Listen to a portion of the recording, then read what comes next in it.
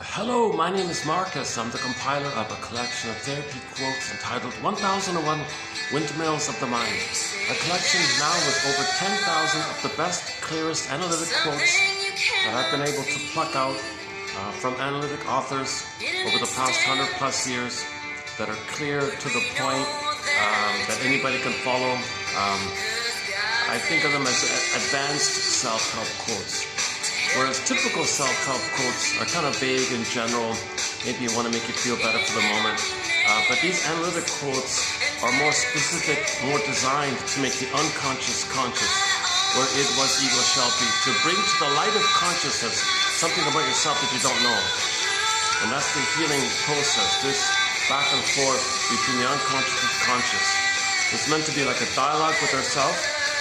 This unconscious self, shadow self, secret self, the one who walks with me, who's not like me, who is me, someone's living my life and know nothing about him.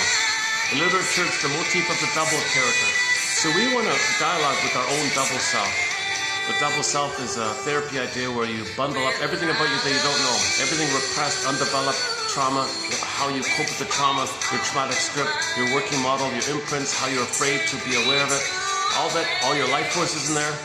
And you create a character that represents that, embodies that, shows that, is that kind of thing. That's your double self, your secret self. So you want to dialogue with this character. The idea is, it's just a way to make the unconscious conscious. That's your unconscious self. We are the conscious self, but much of us is the unconscious self. So we live in two worlds and we have these two selves.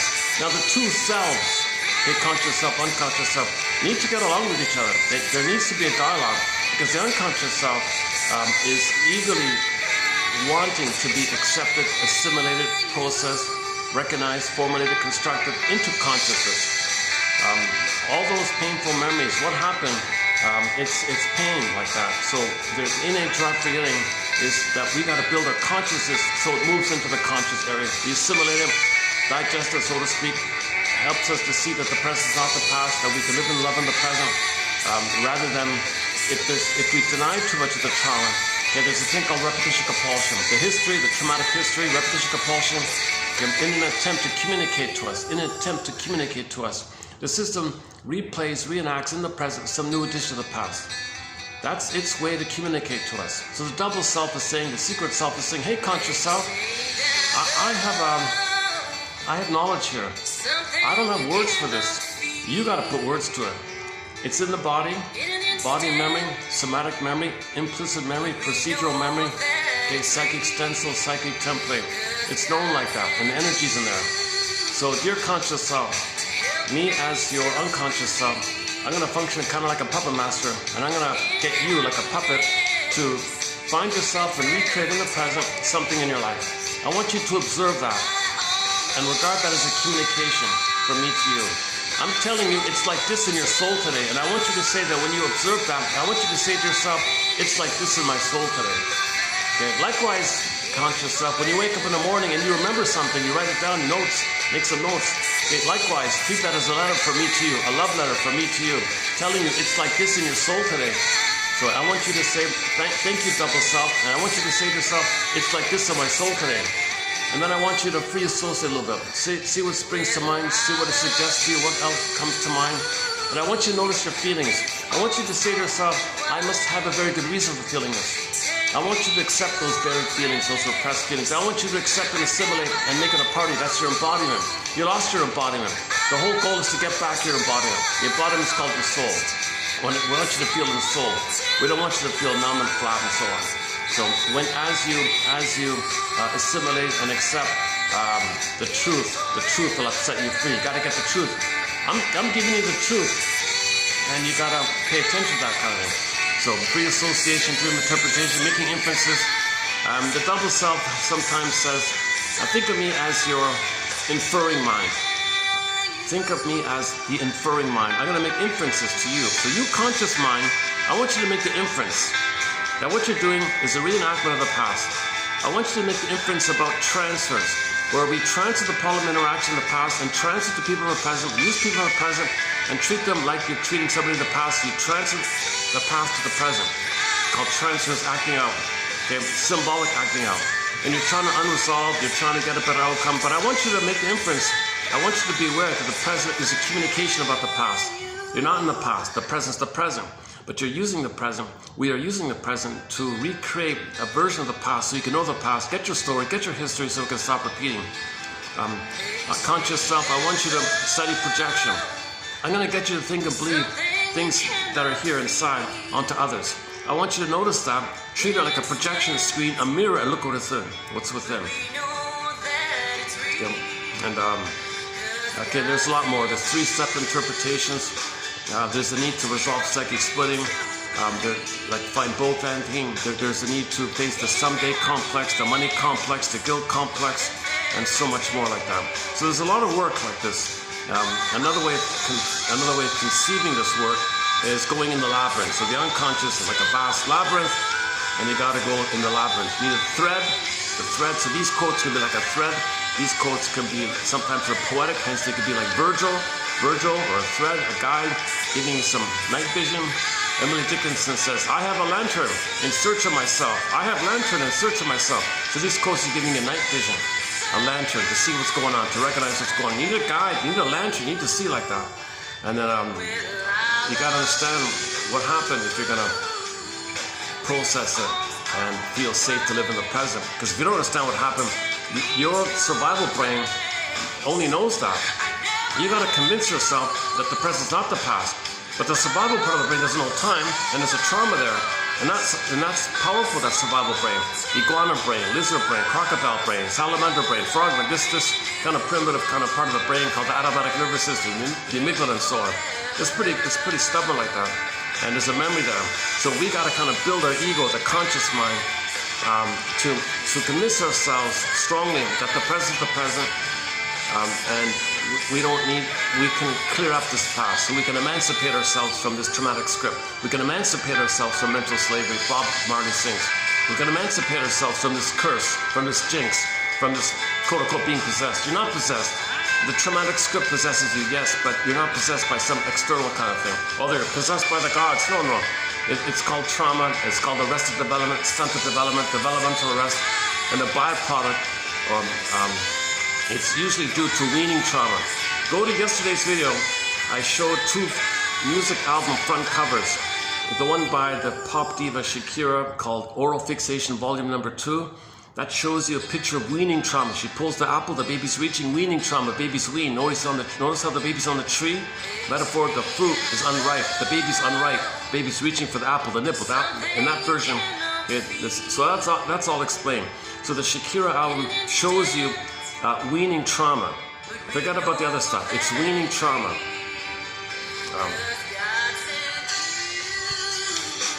I was saying yesterday, this will be updated, but the way I'm feeling now at the moment, if I had to pick one music album cover that's the most helpful for people, it's that one right there. Dear people, you've got an oral fixation, and this is why.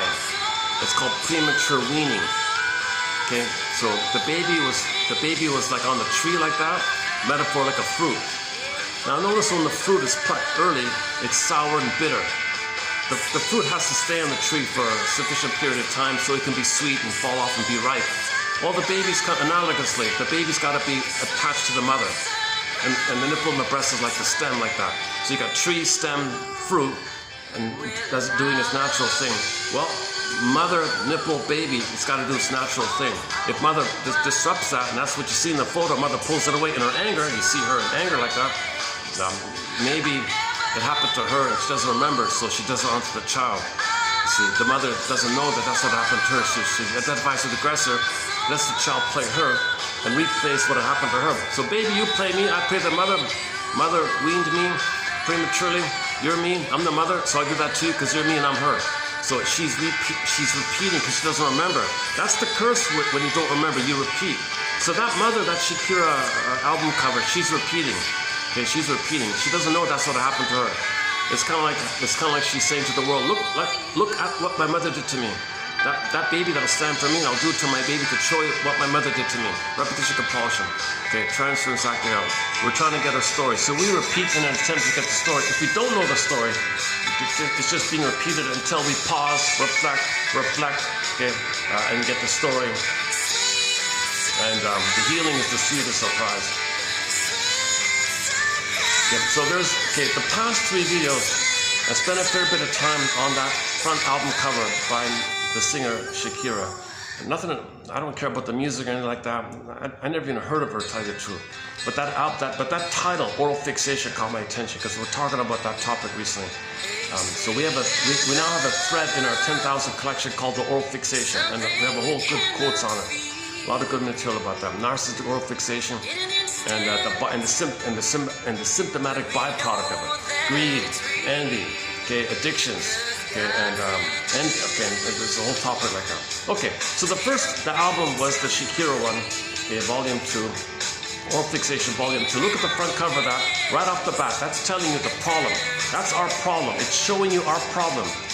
The artist is showing us our problem, the problem. The age of narcissism. Okay, fine. It's the oral fixation. It's synonymous.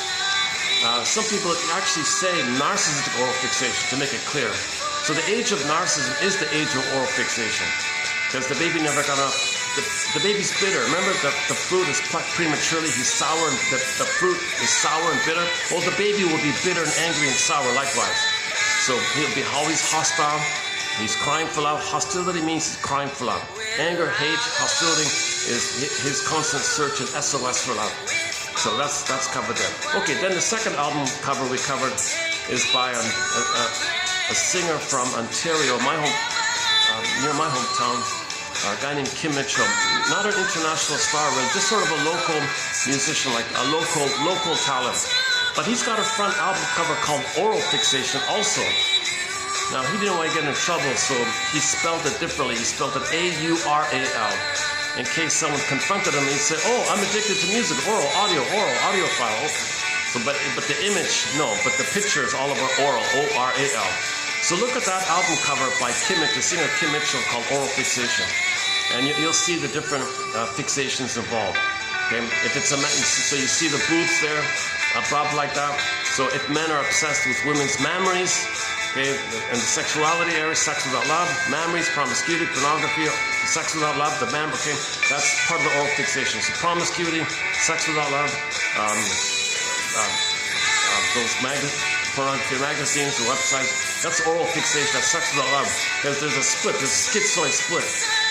The oral fixation was love and sex are meant to be together, but the feelings got split off, so that you're repeating the disappointment. So you're lured, rejected, or lured, rejected. So, okay, there's more about that. But anyways, the woman's memories are on the top.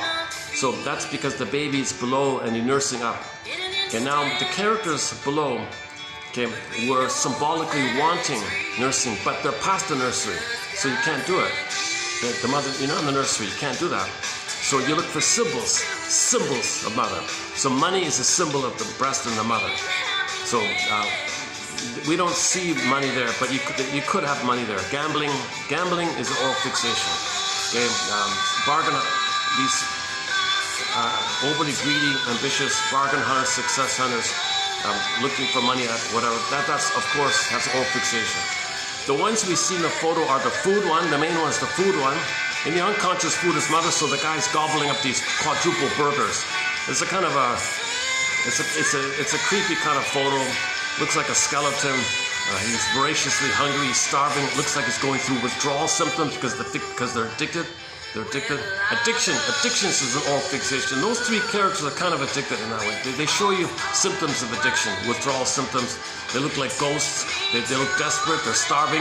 Affect hunger, love hunger, attachment, striving, attachment, craving. They're starving. Doesn't work. Starving. So the artist showed you the kind of starving-like quality.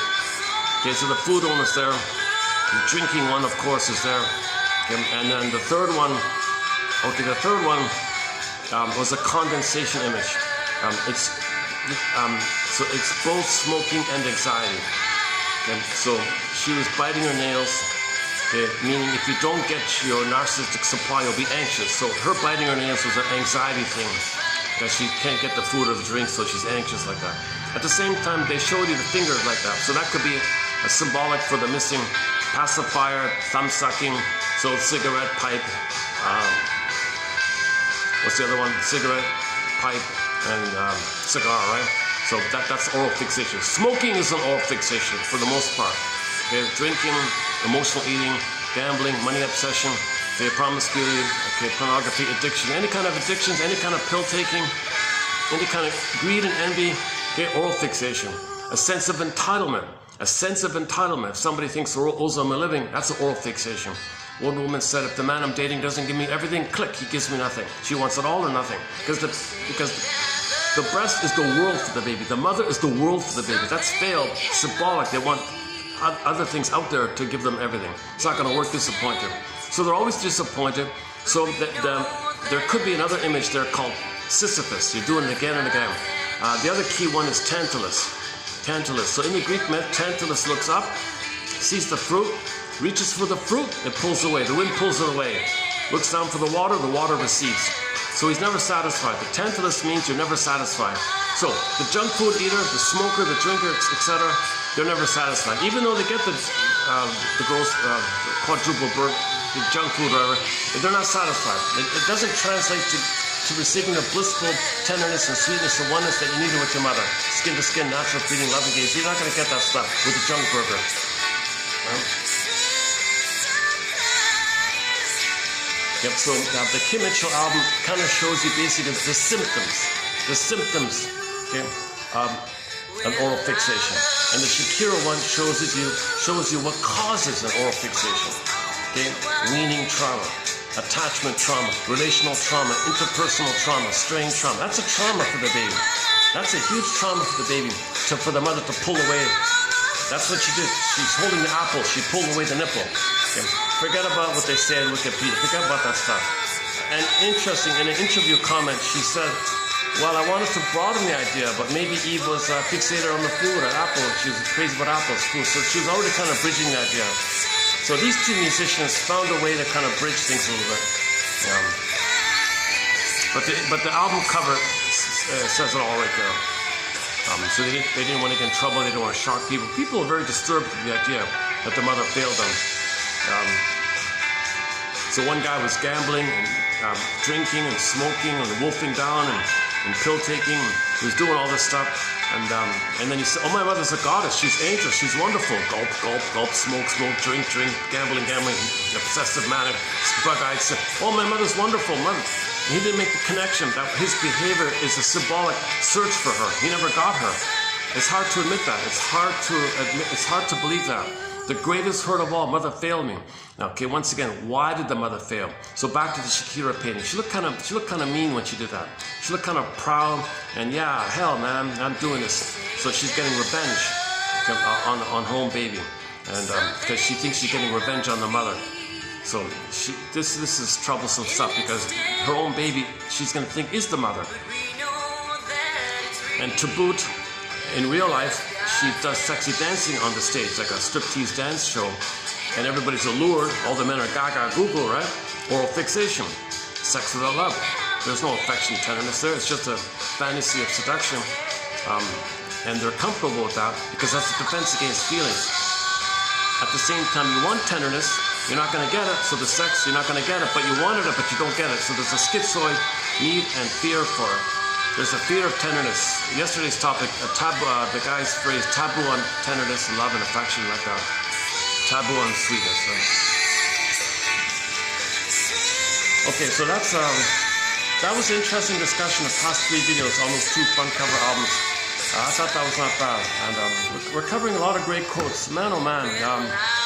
I feel like if you read 10 quotes in our collection, in this collection here, I'm confident one will click, give you inspiration, give you hope, give you a lantern, and give you that inspiration and support for your healing journey. I'm pretty confident about this. Disclaimer times 1,000. I'm not a doctor, midwife, doula, nutritionist, gynecologist, forensic psychiatrist, chemist, historian, none of these kind of things. I only have a BA. I have not been analyzed. As mentioned in the last video, I have not been analyzed. So I'm searching for these quotes. It's my way to learn about it like that. And it's my poster to learn it, to talk about it, and share it. So the give back is you'll see the quotes in the description box. You'll find the quotes there, roughly 10 on average. So Honestly, they're exciting quotes. Yes, there may be a few fluffy, vague quotes that really should be in the honorable mention pile. We have a huge honorable mention pile, so forget about that. But most of the 10,000, well, the 10,000 proper are the excellent, really excellent quotes. There's another couple thousand in the honorable mention, and maybe a few up in the 10,000 belong in the honorable mention. But it's not perfect like that. But if you read 10, I'm confident you'll get 1 out of 10 like that. So that's nothing like it out there. There's no collection of analytic quotes ever compiled to this depth and variety. The closest approximation is Gregory Bauer's book called Wit and Wisdom in Dynamic Psychotherapy, done several decades ago. Just has a few hundred quotes. He's got a lot of troubled English translations of Freud, so that's no use. The few good ones they had in there, I've already punched out and put in our collection here. The best entries from psychoanalysis dictionaries we have in here, in particular Leponch and Pontalis. They did a very good job, Leponch and Pontalis. And so our quotes here come from excellent analytic authors like James Masterson, James F. Masterson, Karen Horney, Edmund Berger, Melanie Klein, Margaret Muller, William Fairbairn, James Gostian, Thomas Ogden, Arthur Janoff, Rinsley, Guntrip, Slaney, Philip Bromberg. The list goes on and on. And we're currently sort of in the middle of doing quotes by Mr. Lowen, Alexander Lowen, more about the body area, not about psychoanalysis, more about the body area. Because Lowen is saying, you know, realistically, you gotta allow some space for your feelings to come back. So loosen the muscles. So he teaches you how to maybe loosen some of the muscles. The body armor, that's the fear and the permanent emergency your body's in. Because when the baby's traumatized by the mother, he's in a panic, flash frozen panic, frozen, freezing. So the body's in freeze mode, likewise to the psychology of the panic. The panic in the body is the freezing the musculature armor. He talks about that. And it can go two ways. The musculature can be too revved up with too much tension, called body armor, muscular armor, or it can just kind of set back and not be revved up. And it's afraid to rev up, so it's just kind of conserving, so-called parasympathetic or sympathetic. It's not meant to be kind of rigid in either way. It's meant to be like a little flow, bit of a like the Tai Chi symbol, back and forth. Okay, moon and day, summer, winter. It's meant to be like a night and day kind of thing. Feminine, masculine, being and doing, relaxing, resting, doing, resting, feminine, masculine.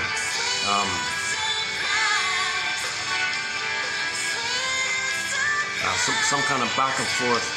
Okay, I'm not really skilled on the bodily area. That's why we're adding these Lowen quotes here. Today we won't. I'm not going to do the Lowen quotes today. So I'm just going to take a little break from the Lowen quotes. We posted 4 videos already, so I'll just take a breather. Today's going to be a light load. So it'll be in 2 parts. I want to do a preview of some an author. I'm going to just do 1 page of an author that I normally wouldn't cover, but Marion Woodman did the foreword to this woman's book, and just as a favor, just obviously she was passing away, and she was on her deathbed, and she was publishing her final book. So Woodman did this glowing tribute. Oh wow, I gotta check this. I never heard of this person. So I looked at the book. Oh, okay. A typical waffle, general. Likes to talk, never clear, a little confusing, but then throws in like a quote from a famous poet from long ago. So you're interested in that. So she hooks you in with little stories from ancient African tales like that, or a quote from Rumi or something like that. And so you're kind of drawn in like that. But 90% of it's just this waffle stuff. So I realized maybe that's why Miss Woodman in the foreword to that book, she gave a kind of a clue. The very first line is, I never met her. That kind of gave it away right off the bat, I think, because they're neighbors.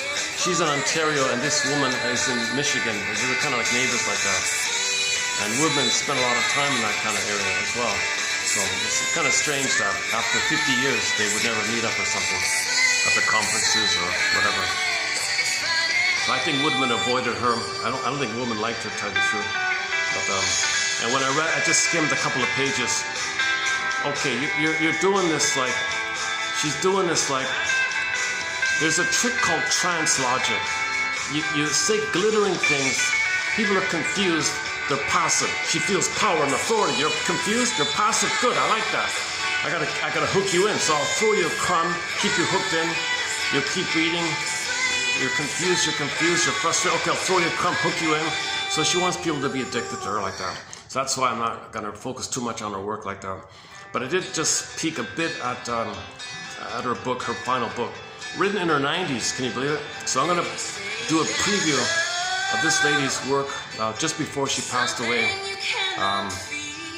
So she found some stories. One from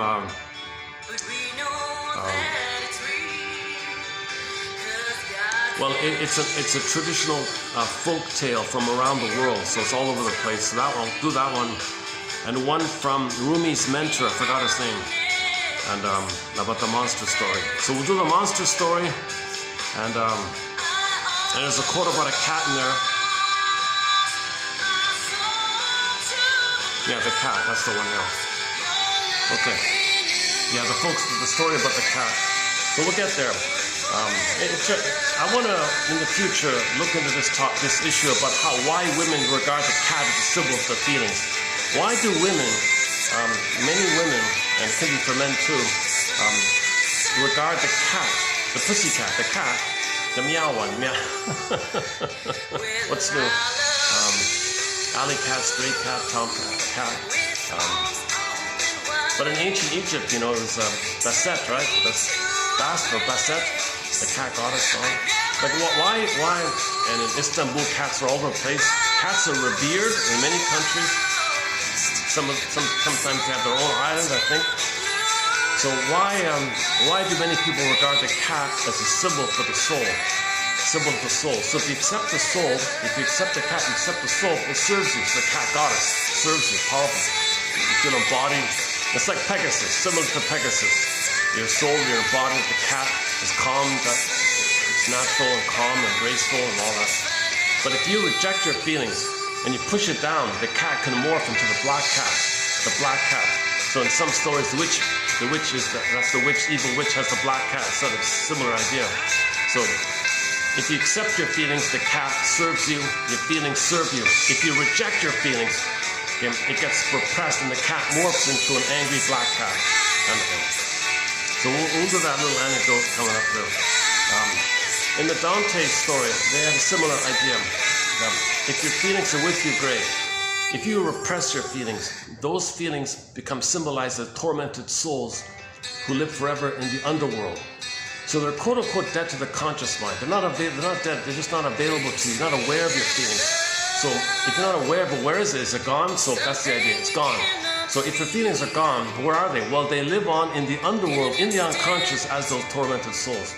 So those tormented souls in Dante's underworld means repressed feelings. So that's all it means. And we're suffering like that. So a similar idea with the cat. If you have a healthy cat and you accept your feelings and you reject your feelings and the cat goes under, then the cat can morph into, the vampire cat. And in the folklore, it's the vampire cat. That makes you kind of like Medusa. So it drains your energy, other people are drained by it, you're getting dysfunctional, and all that oral fixation is driven by the Medusa or the vampire cat, whatever. Okay, that's a symbol for this energy that's self-defeating on you and others like that. Repetition compulsion, it's hurtful to relive the trauma all the time, and you might become addicted to the endorphins of the trauma like that. So yeah, back up a sec. And the Kim Mitchell album, the Adam point in yesterday's video was the Medusa point. Woodman has the theory that Medusa, the snakes from the hair turning to snakes, they were always reaching out, grabbing more, longer grabbing more.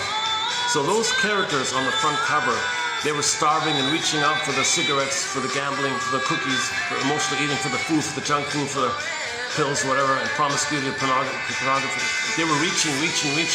So the energy a symbol of that energy that's doing that is the Medusa with the snakes reaching and stretching, elongating and stretching and grabbing like that.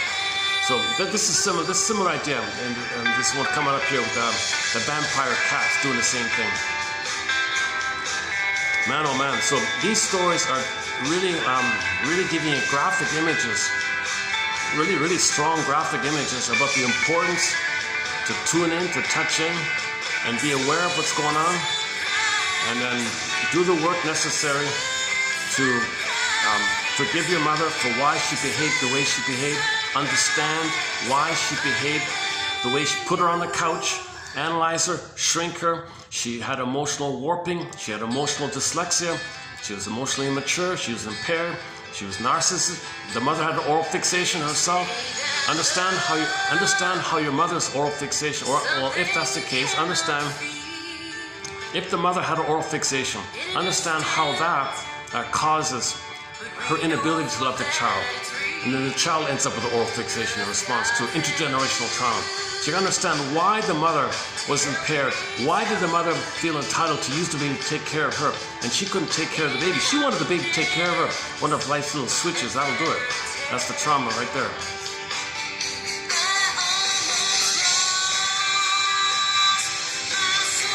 This song has been featured in the past week or so by Tracy Bowen, a singer called Tracy Bowen, an Ojibwe singer from Winnipeg, somewhere around Winnipeg, I think, Manitoba. Great song, I love this song, yeah. We have two of her songs on our soundtrack. This one here, and another one I'll play later on.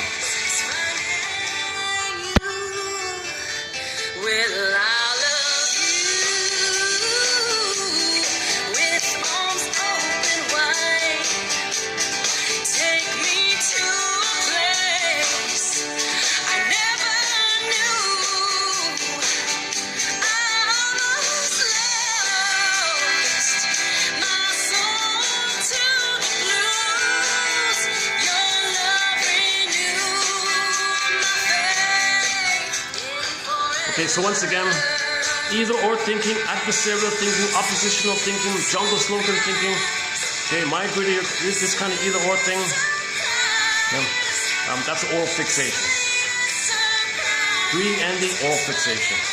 Okay, addictions, if the mother's possessive and demanding and controlling, and if she has an addiction to perfection, Woodman's book, Addiction to Perfection, oral fixation. Addiction, any kind of addictive activity, or addiction to substances, oral fixation.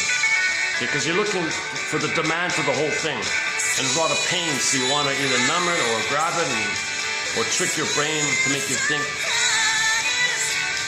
to flip up the memory of when you were safe inside the belly, when you were one with the mother, had a blissful feeling, Garden of Eden, Shambhala. So you want to trick your brain to evoke up those old fantasies of blissful oneness, then you feel good for those fantasies, then you get the chemistry from the fantasies. And you might be addicted to this dynamic. And the pain comes in, well, cigarettes function as a tranquilizer as well. So the cigarettes tranquilize and they give you the fantasies, the goodness. And the repetition compulsion is addiction to trauma. So addiction to trauma, addiction to repetition compulsion, addiction to dysfunction, because that's all loyal to the mother. All that stuff is loyalty to the mother. Because you can't handle the truth that mother did this to you. And what happened was the baby believed that the pain with the mother is love.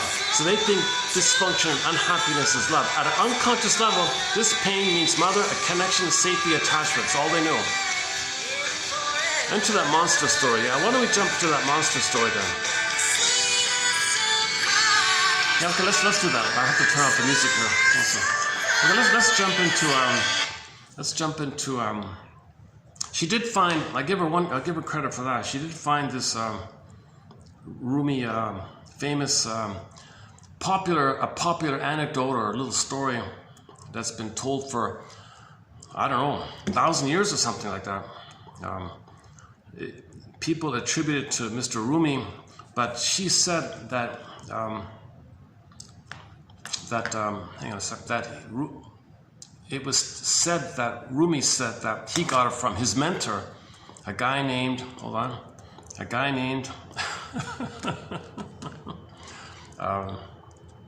This one here, Shamsi, Shams, I or E, and then Tabrizi. Is that right?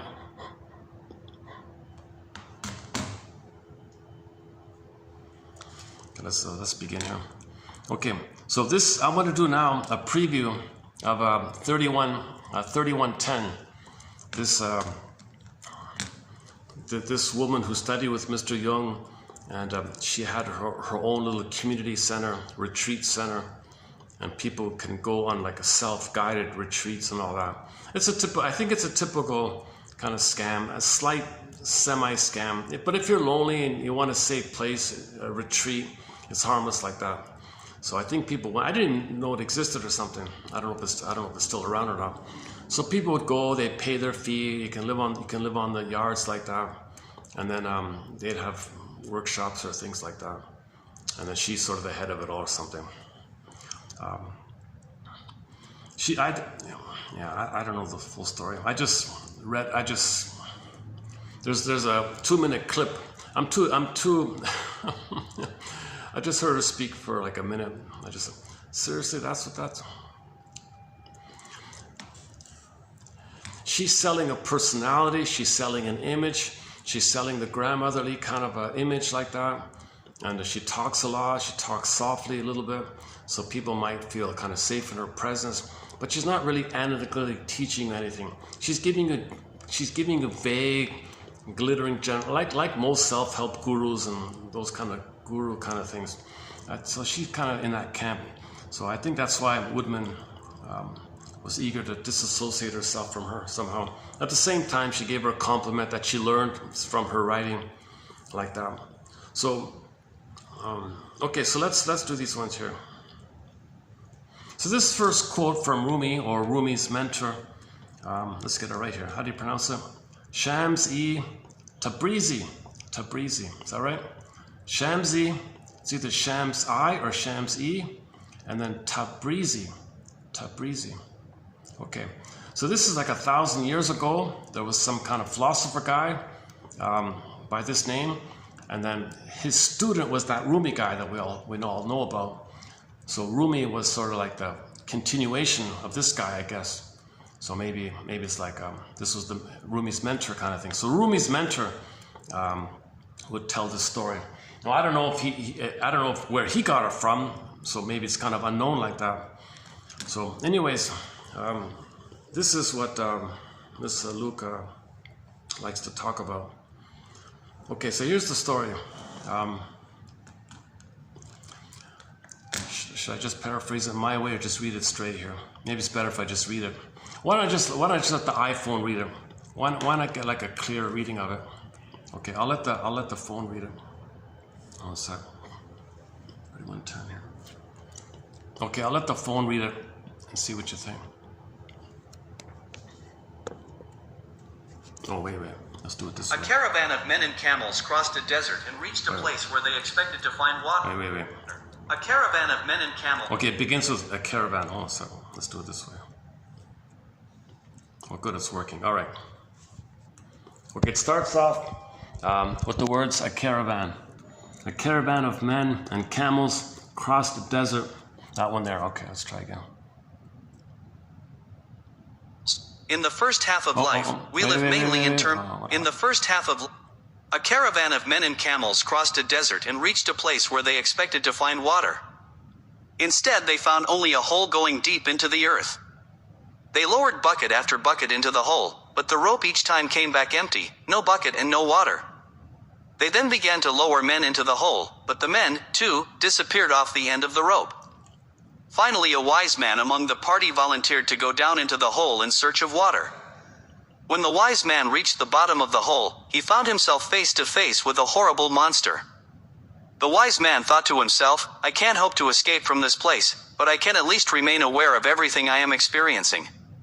The monster said to him, I will let you go only if you answer my question. He answered, ask your question. The monster said, where is the best place to be? The wise man thought to himself, I don't want to hurt his feelings. If I name some beautiful city, he may think I'm disparaging his hometown. Or maybe this hole is the place he thinks is best. So to the monster he said, "The best place to be is wherever you feel at home, even if it's a hole in the ground." The monster said, "You are so wise that I will not only let you go, but I will also free the foolish men who came down before you. And I will release the water in this well." Shamsi Tabrizi. In the first half of life, we live mainly in terms of doing. Okay. So each person is gonna interpret that, and I'll update this myself. Let's see. So let's do it again here. So this would be fun if I had, people around discussing. We can share different opinions. Okay, so a caravan of people, okay, crossed the desert and reached a place where they expected to find water. Okay, remember this is a metaphor. It's a teaching idea. It's meant to teach. Don't take it literally, right? So they're looking for water. So a bunch of people are on the desert looking for water. So juice, life, water of life. Maybe you're feeling dry inside, thirsty inside, hungry inside, starving inside, like that album cover kind of character. So you're looking for spirit, water of life, spirit kind of thing. Instead, they found only a hole going deep into the earth. Oh, they found a hole, okay. So they lowered the bucket, and then they pulled up the rope, nothing. Not even the bucket. The bucket was gone even. So they lowered down another bucket. Oh my God, the bucket and the rope are gone. What's going on? They do it again, same thing happens. They lowered bucket after bucket into the hole, but the rope each time came back empty. Even the rope and the bucket were gone, and there's no water, of course. So they just said, well, we gotta go down. Someone's gotta go down here. What's going on here? So they began to lower men into the hole. But the men too disappeared off the end of the rope. Whoa. Wow. So finally, a wise man among the party volunteered to go down into the hole in search of water. Okay, so he's that's the part of us that's what's that? So this is the part of us that's learning and curious, I guess. And we have to decide ourselves to find out what's going on, kind of thing. So you don't give up, kind of thing. Okay, finally a wise man among the party volunteered to go down into the hole in search of water. When the wise man reached the bottom of the hole, he found himself face to face with a horrible monster.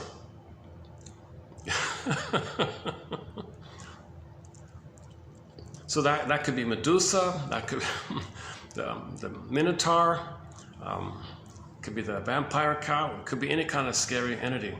So that's all your feelings bundled up in rage. It could be the witch like that, a monster like that. So that's a combination of all your feelings that you've denied your whole life. You bundle it up, it turns into an angry witch like Medusa or a monster, something like that. So the wise man is facing. So we're facing the mother complex. We're facing this buried, angry feeling from the trauma, denied trauma feelings, denied rage, denied hurt, denied shame, denied guilt. We denied it our whole lives. We denied it, and that's why we feel thirsty, because we denied it. So you're denying us. That's all in your shadow. Well, see down the well, again, that's under the ground, that's shadow, unconscious. So there's a metaphor meaning you're facing the unconscious, shadow work, bucket, oh yeah, Robert Bly calls it bucket work. You want to go down like that. Okay, so face what you don't know about yourself. So when you own your projections, that's doing it. When you reflect on why you're doing something, that's doing it. When you're noticing how you're repeating something in the past, or you're seeing somebody in the present, your mother in the past, and you demand somebody in the present to give you what your mother should, that's bucket work, same idea. The wise man thought to himself, quote, I can't hope to escape from this place, but I can at least remain aware of everything I am experiencing. Okay, so be mindful. What are you experiencing? Be present. What are you feeling? What are you feeling? What are you feeling? Okay. So that's called allow, make room for your feelings, allow for your feelings. What are you experiencing in the body? Name your aches and moans and groans and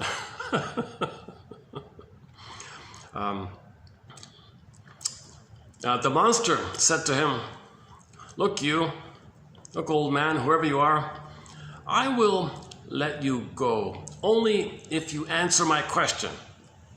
Wise man said, okay, go ahead, ask your question. The monster said, where is the best place to be?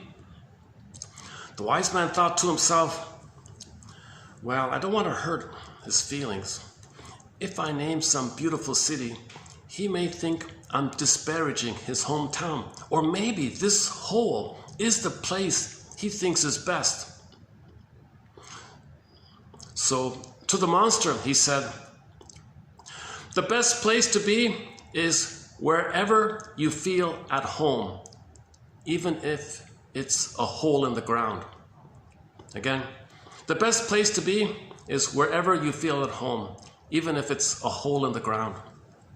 The monster said, you are so wise that I will not only let you go, but I will also free the foolish men who came down before you, and I will release the water in this well. Oops, oh hi. Do you need to use the room? Yeah. Can I stay? It's okay. Okay, thanks. I'll just maybe the cleaner or something. Okay.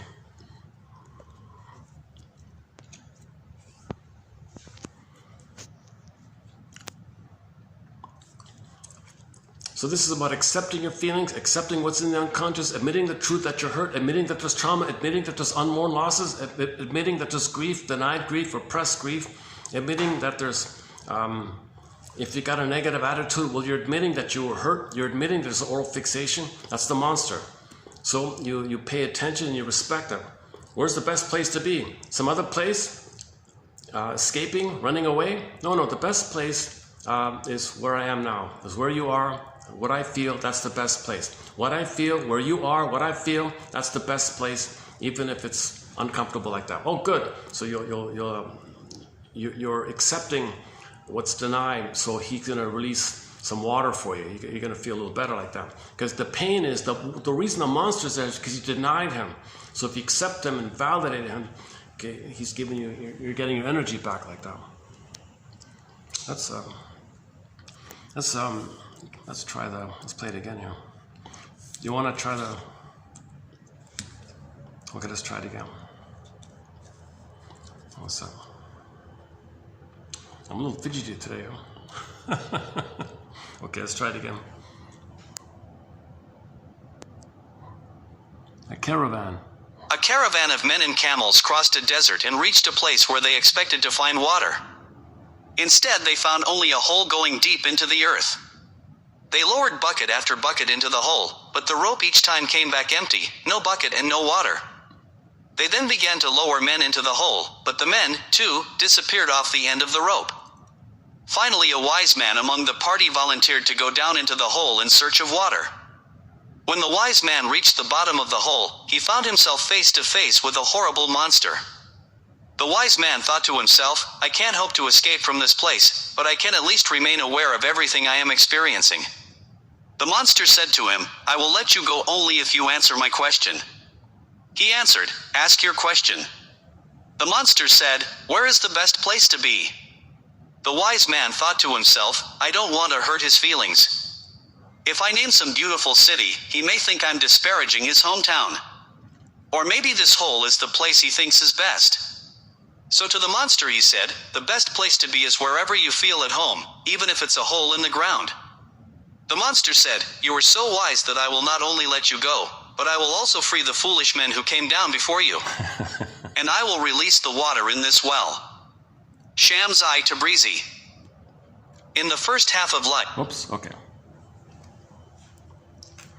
Okay, that's a very common motif when men are being, in a fairy tale, when men are being gobbled up. Okay, similar, okay, in the Minotaur story, okay, this idea that they sacrifice the men. Okay, the metaphor means you sacrifice your feelings to the idol of your narcissistic image.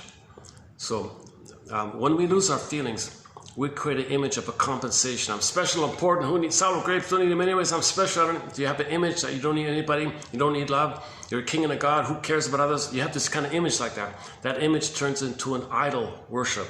Idol. Now you got to sacrifice to the idol. You got to sacrifice to the god. So the feelings are the sacrifice. So that's the gobbling of the men. So when the men go down, that's the gobbling idea. The monster is gobbling up like that. Okay, the metaphor means your feelings are being sacrificed. So in the Minotaur story, they throw the guys in there, and the Minotaur will gobble them up. Same idea. The guys went down the well, gobbled up like that. Now notice don't take it concretely. It's not literally like that. It's like an imagination. The translation of that is your feelings got repressed, gobbled up. Get gobbled up. Your feelings got gobbled up, repressed. So that's the way to say it is. We sacrifice our feelings to worship the idol, the god, worship the idol god of the image that you're a king and a god, narcissistic glory, narcissistic pride, neurotic pride, schizoid pride, don't need your pride, who needs you, that kind of idol image. So we have this narcissistic image when there's trauma, and that image becomes an idol. Okay, so and you sacrifice your feelings to the idol god like that. That's all it means. So that's why the men can come back, because it's not literal. The men can come back, right? Yeah, okay, so that's one point, why the men get gobbled up like that. So that's in the first half of life, that's going on like that. So those young men are kind of like the first half of life.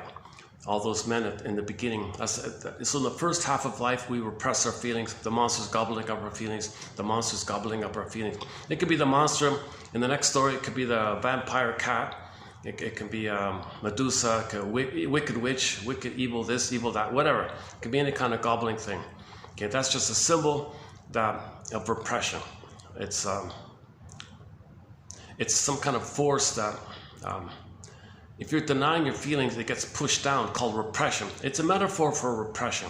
It's a picture of repression. It's a symbol, it's a story form way of talking about repression. Now we have the jargon called repression. You press down, right? Press down, unconscious. So now it's in the underworld.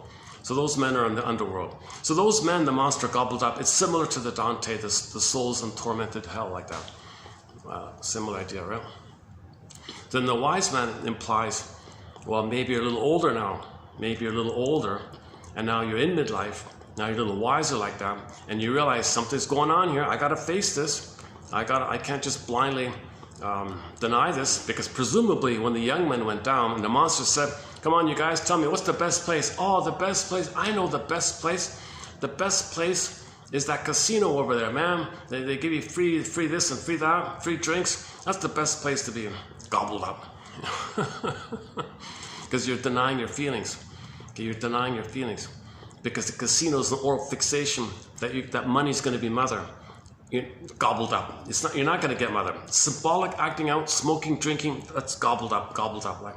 So any kind of oral fixation lifestyle is gobbled up. The monster gobbles you up. So the wise man implies you reached a point at midlife beyond somewhere where I got to face my feelings. I got to face the feminine.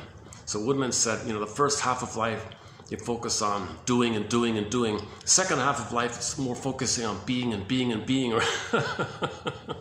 So the wise man is like the being area. So he's that means that, right? So that's what the question, man. So that's what the question means. Where's the best place to be, man? How I'm feeling. That's the best place, even if it's hell. Even if it's crappy, that's the best place. Oh, you're wise, good. I'm so glad. I'm so relieved. I'll free up the water, and I'll give you some energy back. I'll give you some of your feelings back, like that. I'm sure there are other interpretations of it. This is just my first cry. I just found it. I just literally found it this morning, and I'm just in a rush to get out. I got another late. It's already past 5 o'clock here, so this will be a shorter video. So let's play it again. Let's play it one more time. Let's change up the voice. Let's try the female voice. See how it works here. Let's change the voice function. There's only 2 voices on this thing, obviously. No, I mean one male, one female. Yeah. Okay, let's try it again. Okay. It begins with a caravan. So that implies the old Silk Road or the caravan, like in the 1400s or 1300s or 1200s or something like whatever it is.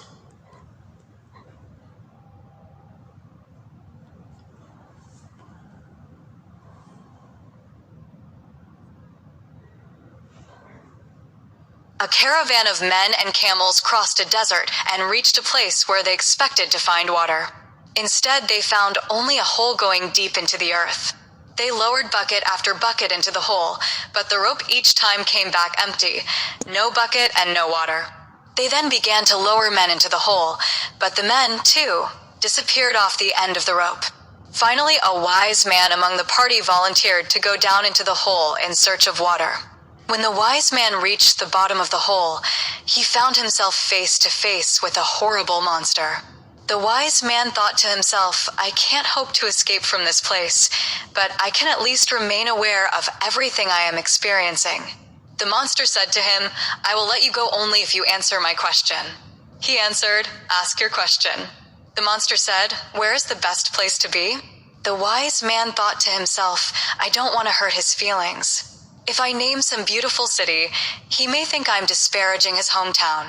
Or maybe this hole is the place he thinks is best. So to the monster he said, the best place to be is wherever you feel at home, even if it's a hole in the ground. The monster said, you are so wise that I will not only let you go, but I will also free the foolish men who came down before you. And I will release the water in this well.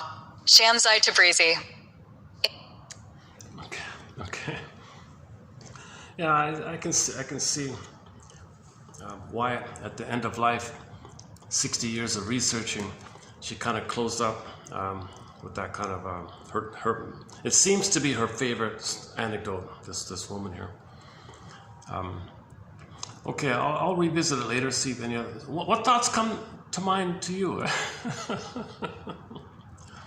So try it out. What would you say if a monster came up to you? Where's the best place to be? What would you say to the monster? Would you try to be smart? Like, would you say, well, what do you think, gobble? Kind of like the Baba Yaga one, right?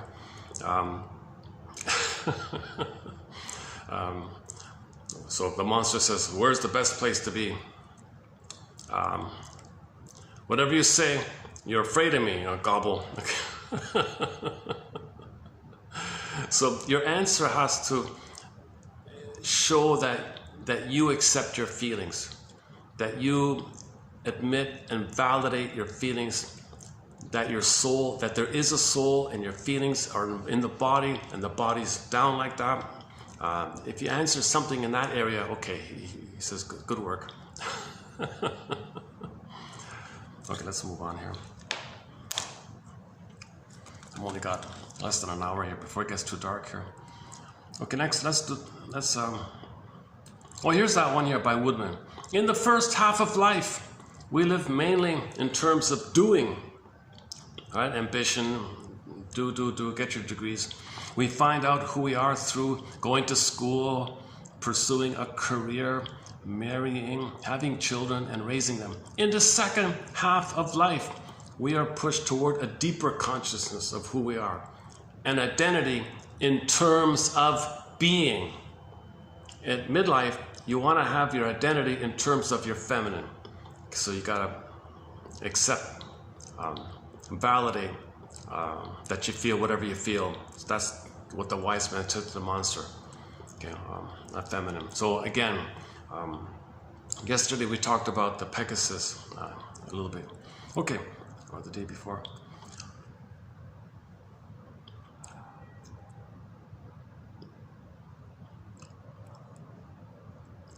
Healing happens when conscious meets unconscious. Yes, your ego, your conscious meets unconscious, like that. So you want to make that link. You want to have that link between conscious and conscious. Healing happens when they meet. If they don't meet, you're not healing. The monster gets bigger, kind of thing. So if you have a link, like the wise man did, like a rapport like that, an acceptance like that.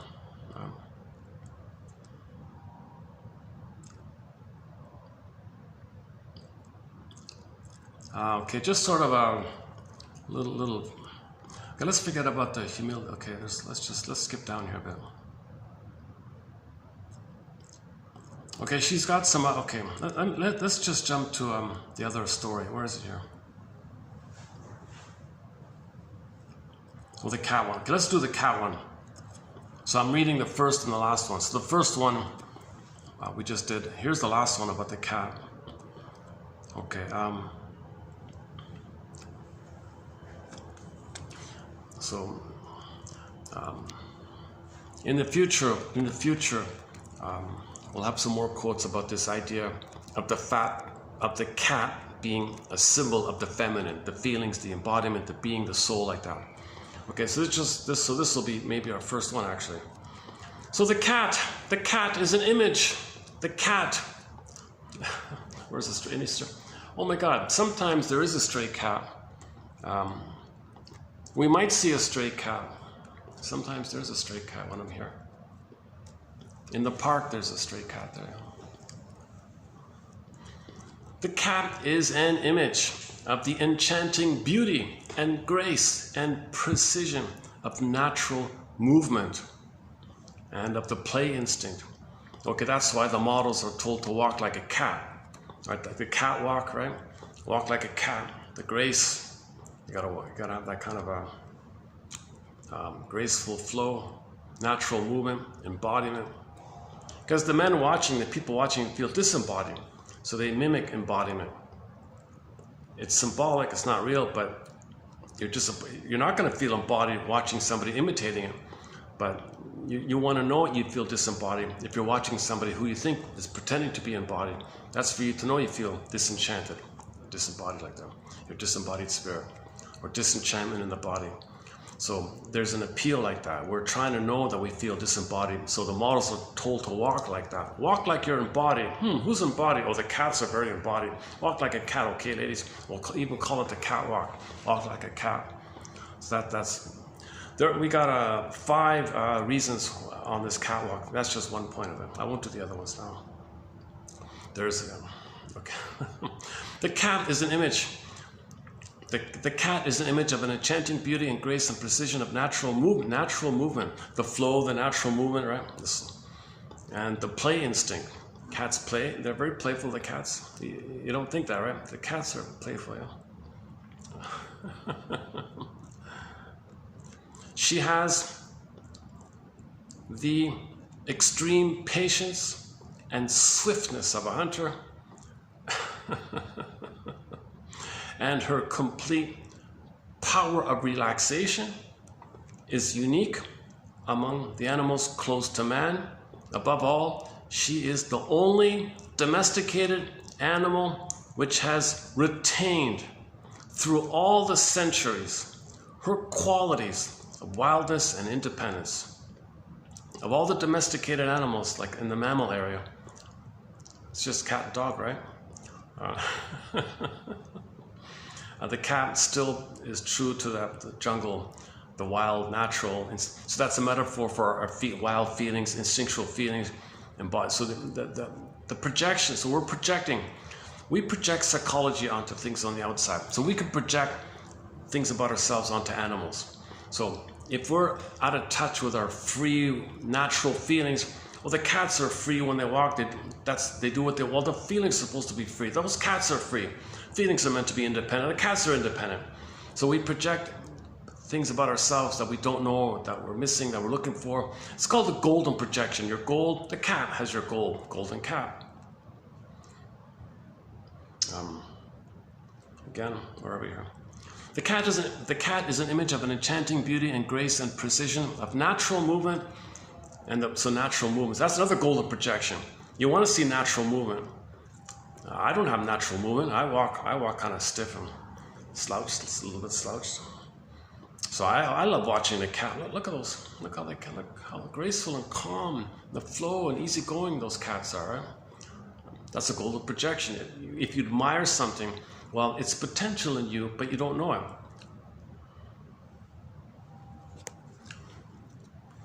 Where are we here? Let's do it this way. The cat is an image of the enchanting beauty and grace and precision of natural movement and of the play instinct.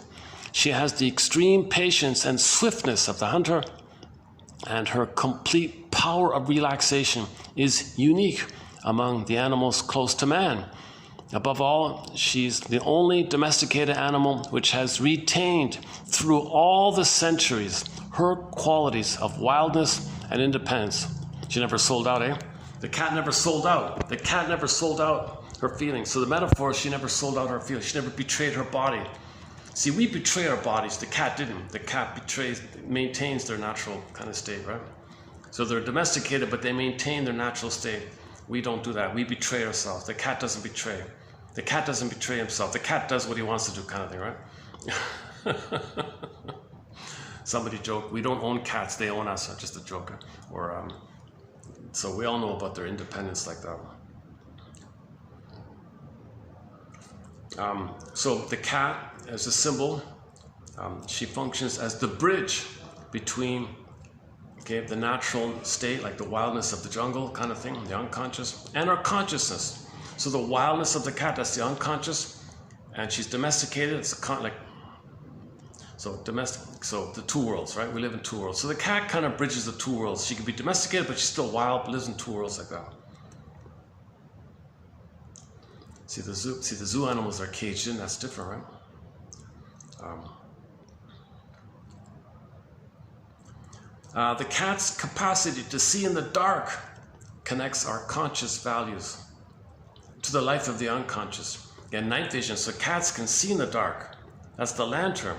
Emily Dickinson, I had lantern in search of myself. Well, the cat can see in the dark. So that's that represents we need to see. Shine some light, bring the darkness to the light of consciousness. Unknown is dark, bring it to the light of consciousness. Light a candle. The cat's independence can typify for the woman her emotional freedom. Emotional freedom. Anybody, any emotional freedom, the cat can symbolize it because the cat is kind of free like that. Even they're locked up in somebody's home, they're still kind of free in their spirit somehow.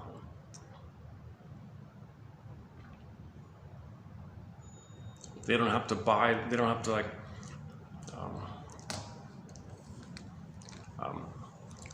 do what you want or something, or okay, there's so much more to say here. Where are we here? The cat's independence can typify for the woman her emotional freedom if she will refuse to cling to illusions, the idol, right? Her narcissism.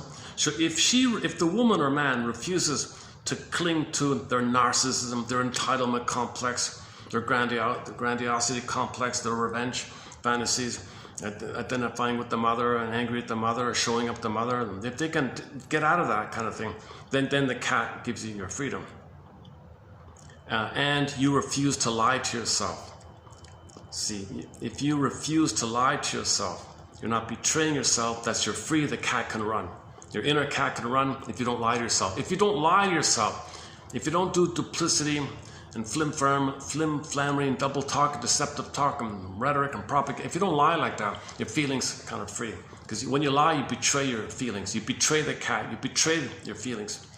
That's betrayal of the body, betrayal of the inner cat, that's the soul, betrayal of your soul. So the soul turns to the monster. The soul turns into the yeah, it's coming up here. Okay. Where are we here?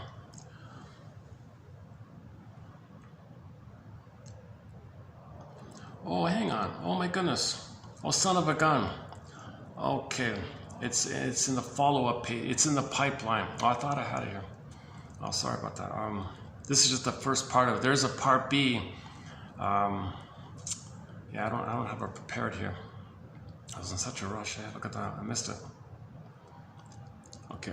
The cat's capacity to see in the dark connects our conscious values to the life of the oh, maybe I can. Yeah, okay, hang on. Maybe I can dig it up. Hold on.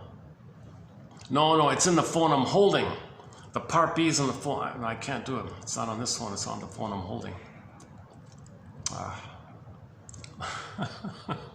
Okay, this will be updated. This part will be updated.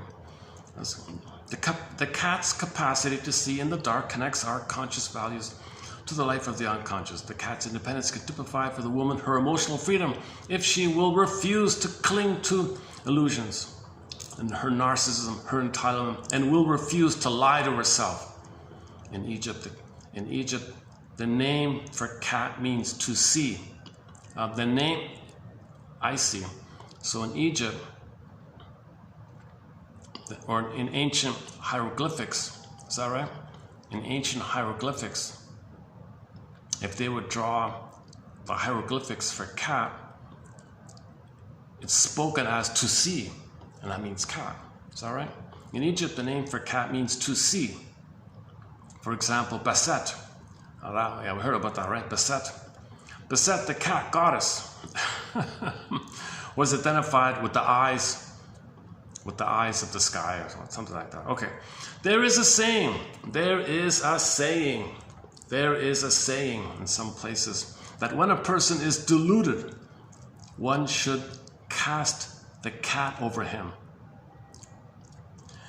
We have a conclusion. We have a need for this cat.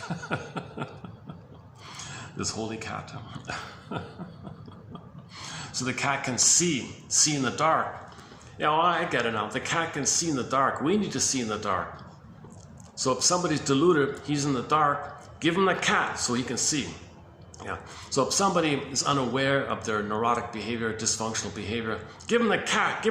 Cats can see in the dark. He's unaware, he's unconscious. Give him the cat, holding the cat. Maybe he can see in the dark as the cats can see in the dark. Throw the cat at him.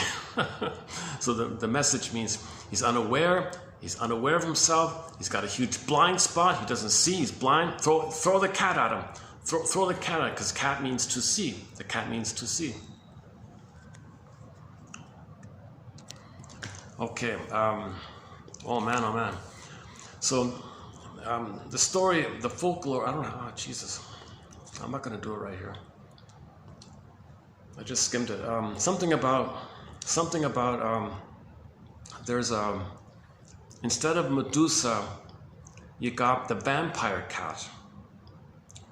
So if the person was feeling drained and tired and depressed like that, and when others would relate to them, they would feel drained and tired around them.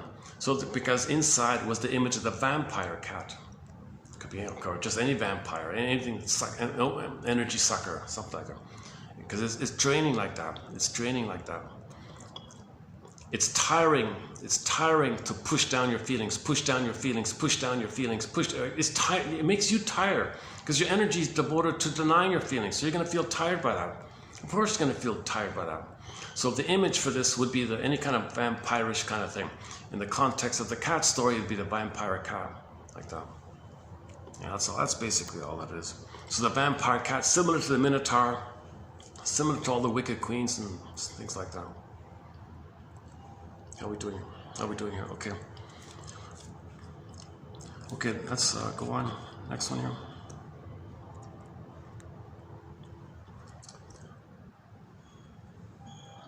Okay, equality. Okay, some of these are just kind of common sense ones. Equality, if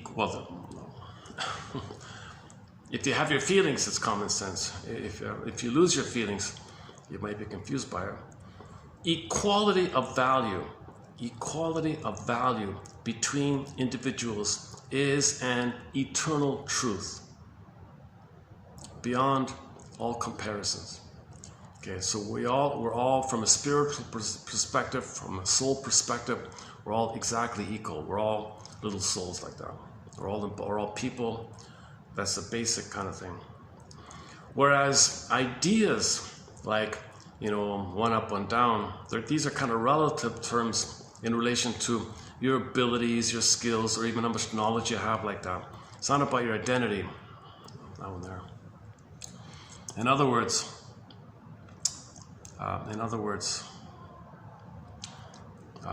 We are one people inhabiting one planet. We are all part of one soul. Woodman calls the planet one country. We are all one people inhabiting one country. So what she was trying to do was think about the whole planet really as being one country. Right?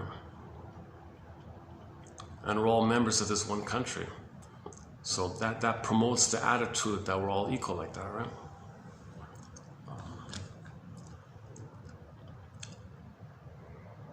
And then we are all part of one soul. Back to that John Donne one. The famous quote from John Donne, each man's death diminishes me because I am involved in mankind. I am involved in mankind, so each death diminishes me. That reflects that. Ubuntu. So she says here, lose your narcissism, find humility. Humility. The word humility comes from the word humus.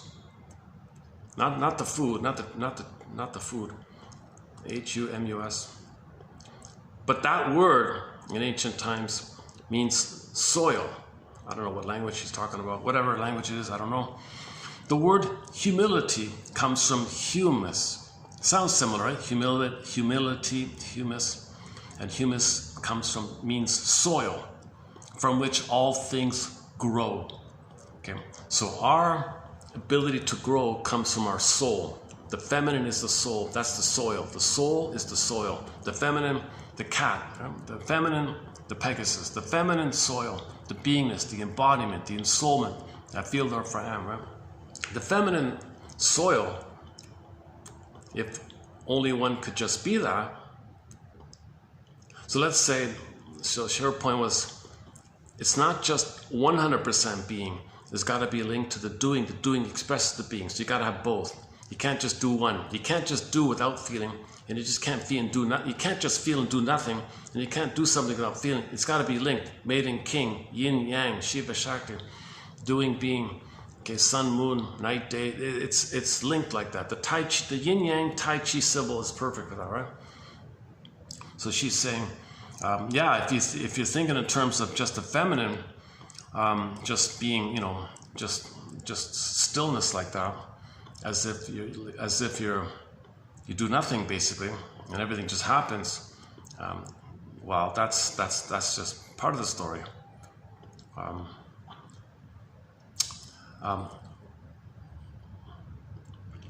So that's like too much humility. But wait a minute, hold the phone here. Humility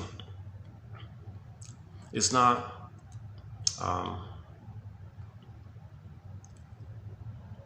it's a quality of man, not nature. So we're not talking. So don't confuse the metaphor of the soil and the earth, and the people having the quality or the trait of feeling. Even for example, even a pretty gal, a model, let's say, she can't just abdicate from the responsibility of consciousness.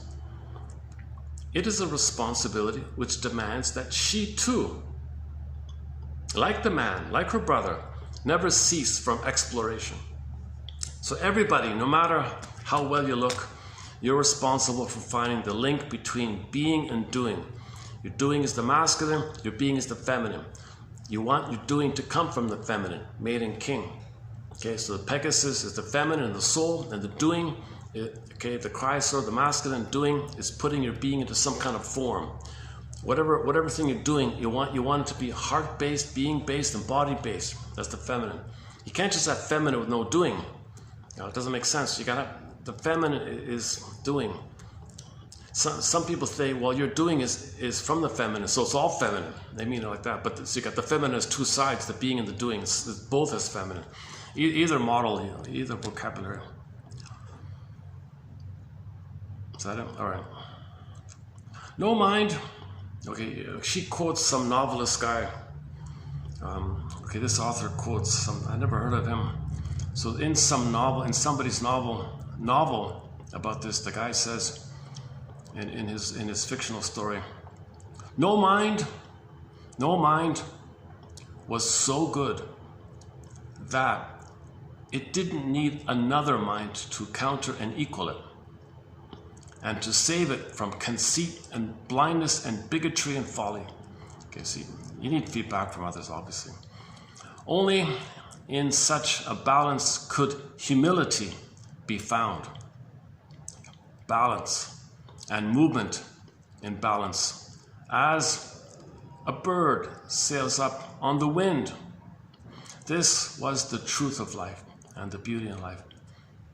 So the wind and the ego, the balance like that. So the balance is, okay, you need someone to point out your blind spots, and you grow like that. You point out his blind spot. You share your eye stem, and he witnesses. He shares your blind spot. You witness, and you grow and fly. Wind, bird flies, seagull flies, stuff like that.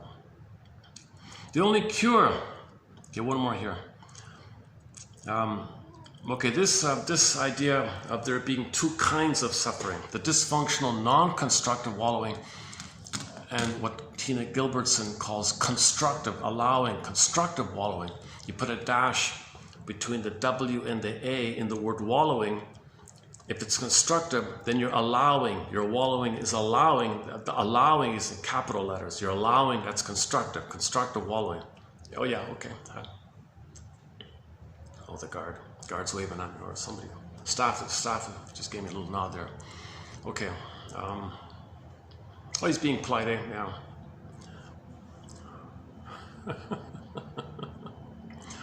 The guy's filming, but my job says I gotta greet the guests and be polite, so I'm gonna do my job.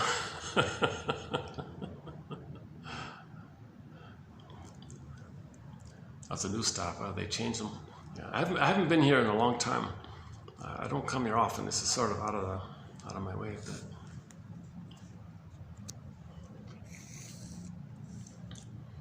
Okay, so if you're, to use Gilbertson's model, if you're kind of feeling blue or whatever, you're not going deep enough. Your suffering is non-constructive. If you go deeper, then it's constructive. If you're in the middle like that, it's not constructive. If you go deeper and it's released, then it's constructive. So that's the deeper one's called. In ancient times, they would call that the suffering. In ancient Greece, that's what they mean. You got to suffer. You got to admit the deeper feeling. Our terms are not too good for this, eh? The only valid cure for any kind of blues lies in the acceptance of real suffering. Oh, we got the song, He's Got the Blues, from the Ally McBeal show. She's got the blues, he's got the blues, they've got the blues, they've got the blues. The only valid cure for any kind of blues lies in the acceptance of real suffering. To climb out of it any other way is simply a palliative, laying the foundations for the next bout of blues. Nothing, whatever has happened to the soul, you know. So if you escape from if you do things to escape from feeling blue, okay, so you do something manic, so you experience the loss, you hop on a motorcycle and buzz down the highway. You feel like you're running away from your blues, your inner sadness. I'm referring to the Route 66, the TV show, the classic TV show Route 66. There's one episode where the woman, Vicky, had a loss. She couldn't process the loss. She couldn't admit the loss. She was in denial, shock, denial, pain, loss, pain, separation anxiety, pain. Oh my God. So she hopped on a motorbike and was barreling down the highway, played Bob Seger, Roll Me Away. And she was speeding down the highway. And she said later on that the reason she was doing that, because she had the fantasy that behind her, there was another bike behind her. And on that bike was her grief trying to catch up with her. So she had to go faster and faster to not let her sadness, the blues, the grief catch up with her. And her friend said, "That's dangerous, isn't it? That's scary stuff. That's risky, isn't it?" Yeah, that costs a lot. But this grief is called an albatross sometimes, Well, Vicky, how much is a pound of albatross? That's the name of the episode. How much is a pound of albatross? That's a good episode, yeah. If you go to our collection here, 27, I think it's 2550, you'll find those quotes in there. The albatross quote is it's within the top 5. The first one was the mask. The first one was the birth. The second was the birth trauma. The 5th was the third side of the coin one. I think it's the 3rd one. Go to the 3rd one down. So your mission, submitted for your approval, submitted for your consideration, like they say in the Twilight Zone, and should you choose to accept it, like they say in the show, TV show, is to look up 2550 in this channel. You'll find 11 quotes from that show, and read the 3rd one about the albatross, or watch the episode. Just simply watch the episode. How much is a pound of albatross? So she was just, if she did that, if she just made herself manic and busy and distracted herself, she's laying the foundation for the blues to still be there. So she distracts herself, she stops, the blues came up. Distracts herself, stops, the blues comes up. So you got to suffer the blues, and that's the healing. Avoiding the blues, that's not doing it. That's the blues. So there's a difference between the blues and suffering the blues, and it's the suffering of the blues that's the healing. That's what it's all about. To be able to do it, to be able to do that, to be able to do that. That's sort of the ultimate goal. It's called mourning. It's called mourning, spelled with a U. The only valid cure for any kind of blues lies in the acceptance of real suffering. To climb out of it any other way is simply a palliative, laying the foundations for the next round of blues.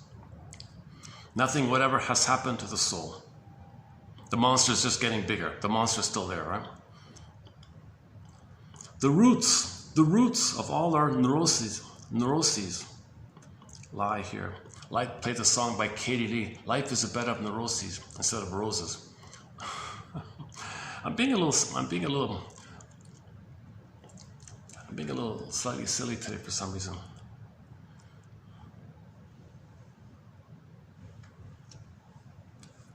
Is it the caffeine?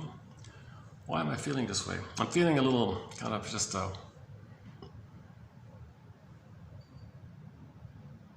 maybe I'm blowing up tension. Maybe I just need a break or something. Maybe something like that.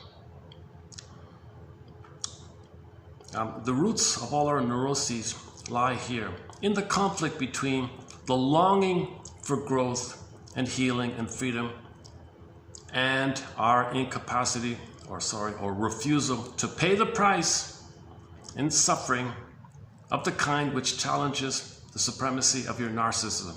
Yeah, so that's when Poseidon says to Odysseus, you will suffer, you will suffer. Hey, maybe we can dig that up. So this idea of the suffering is an ancient Greek idea from, I think it was a Homer or somebody. Let's see if I can dig it up here. Hang on a second. So in the film starring Armand Assante, when I say the Odyssey, I mean the TV miniseries starring Armand Assante. Odyssey, right? The Odyssey. One sec.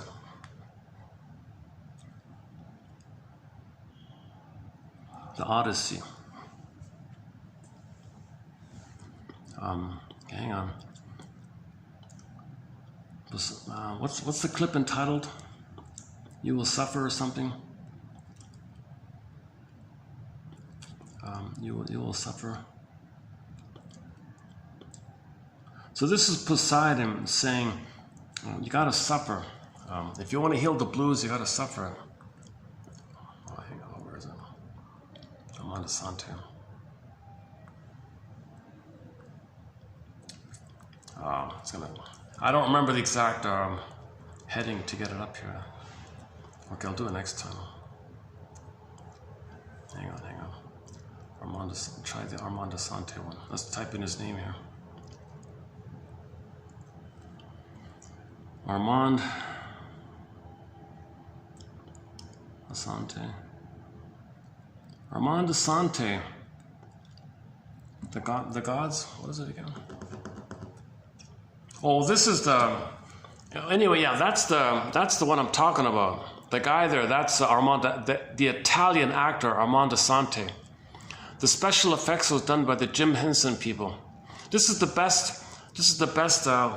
Now, unfortunately, the digitized version, they cut it. There's some editing, and they cut out important scenes. So that's a pity like that. But anyways, you'll still get parts of it. Where's the one? Cyclops, Circe, Calypso, making of. Oh, there's the making of. Oh, okay, yeah. Oh, they have it here. Yeah, okay. I recommend this. It's 19 minutes long. There's a short documentary called The Making of this TV miniseries. The guy there with the sunglasses, that's the director, Andrei Konchalovsky. He's the guy that directed it. He's considered to be one of the best film directors. I think that's Penelope, the wife.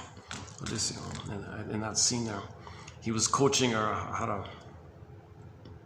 Well, that scene was about when Odysseus connected with another woman, tried to have mutuality with another woman. The mother poofed, so she. So, the daughter-in-law was supposed to be sad about her. Odysseus' mother was like a wicked kind of woman, right? So she poofed away, and a nice moving home right there. It's all metaphor. I could spend 10 hours on the Odyssey. Man, oh man. Hold on a second.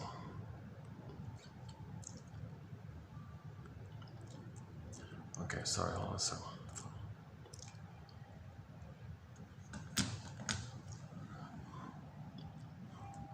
Here's the Cyclops. Oh, here we go. We got it. Here's the clip. Man is nothing without the gods. Okay. That's the name of the clip. So the clip here is the moment he realizes that that the monster's been burying the men like that. That he's been denying his feelings. I don't need feelings. I'm a he-man. I'm a macho man. I don't need feelings. I can do anything. I'm a little king and a god. I'm solipsistic bubble. I don't care about feelings. And the unconscious, represented by the ocean wave, Poseidon. So the special, back to Jim Henson, the wave was speaking as the unconscious. Who are you? I'm your unconscious. I'm the monster. What do you want, monster? You gotta respect me. What's the best place to be? Me, I'm the best place. No, you're gonna suffer now. You gotta suffer. Or he's just beginning. He's just gonna begin. Ultimately, he's gonna suffer. Yeah. Okay. Here we go.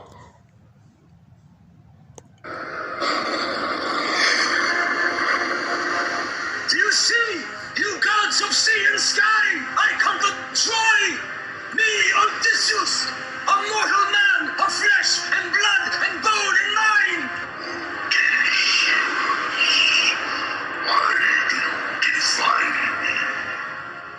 Who are you? It is I, Poseidon, god of the wine-dog sea. A man is nothing without the gods. You will suffer for this offense.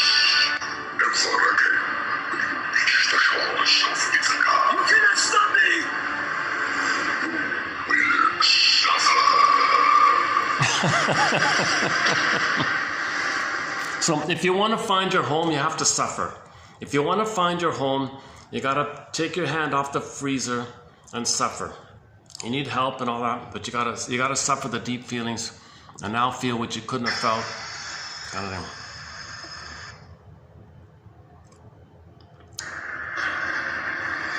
Again. Do you see, you gods of sea and sky? I come to Troy.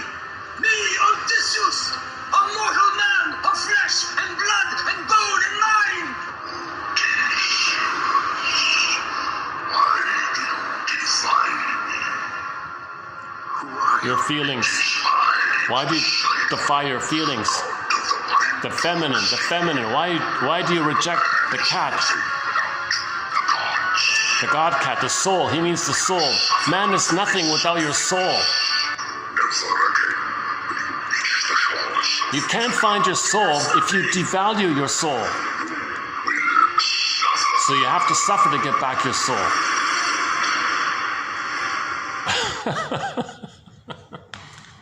So he's oblivious to the whole thing. So he's beginning the journey. Now from that scene, he begins the journey home. Goes to the underworld and then so on. Faces the maternal voices. I'm happy to be here. Oops.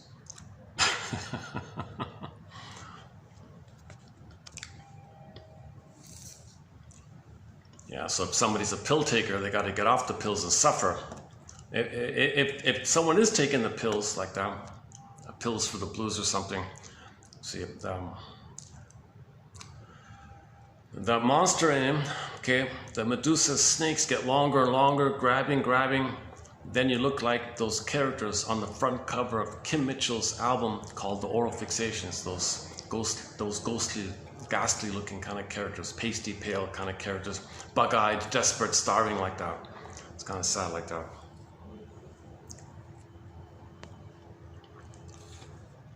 Okay, where are we here? Are we finished here? This is, so what we're talking about here is the crux of the matter. This is the crux of the matter. And we may pause to recognize the exact meaning of the word crux. Okay, that they took out of the film. The metaphor of the meaning of the crux, okay, they took out of the film. To see it properly, you got to get the VHS, the old VHS. You see, they don't want people to understand myths and fairy tales. It's used against people. It's used to fool people. It's meant to be healing. Don't heal. Take that out. We don't want people to heal. So it's part of the plunder system to keep people unhealed kind of thing. But she says very politely here. She says very carefully here. She doesn't tell you. She just says, and in brackets, oh, by the way, she's doing a Columbo here. She puts it in brackets, just one more thing. By the way, just one more thing.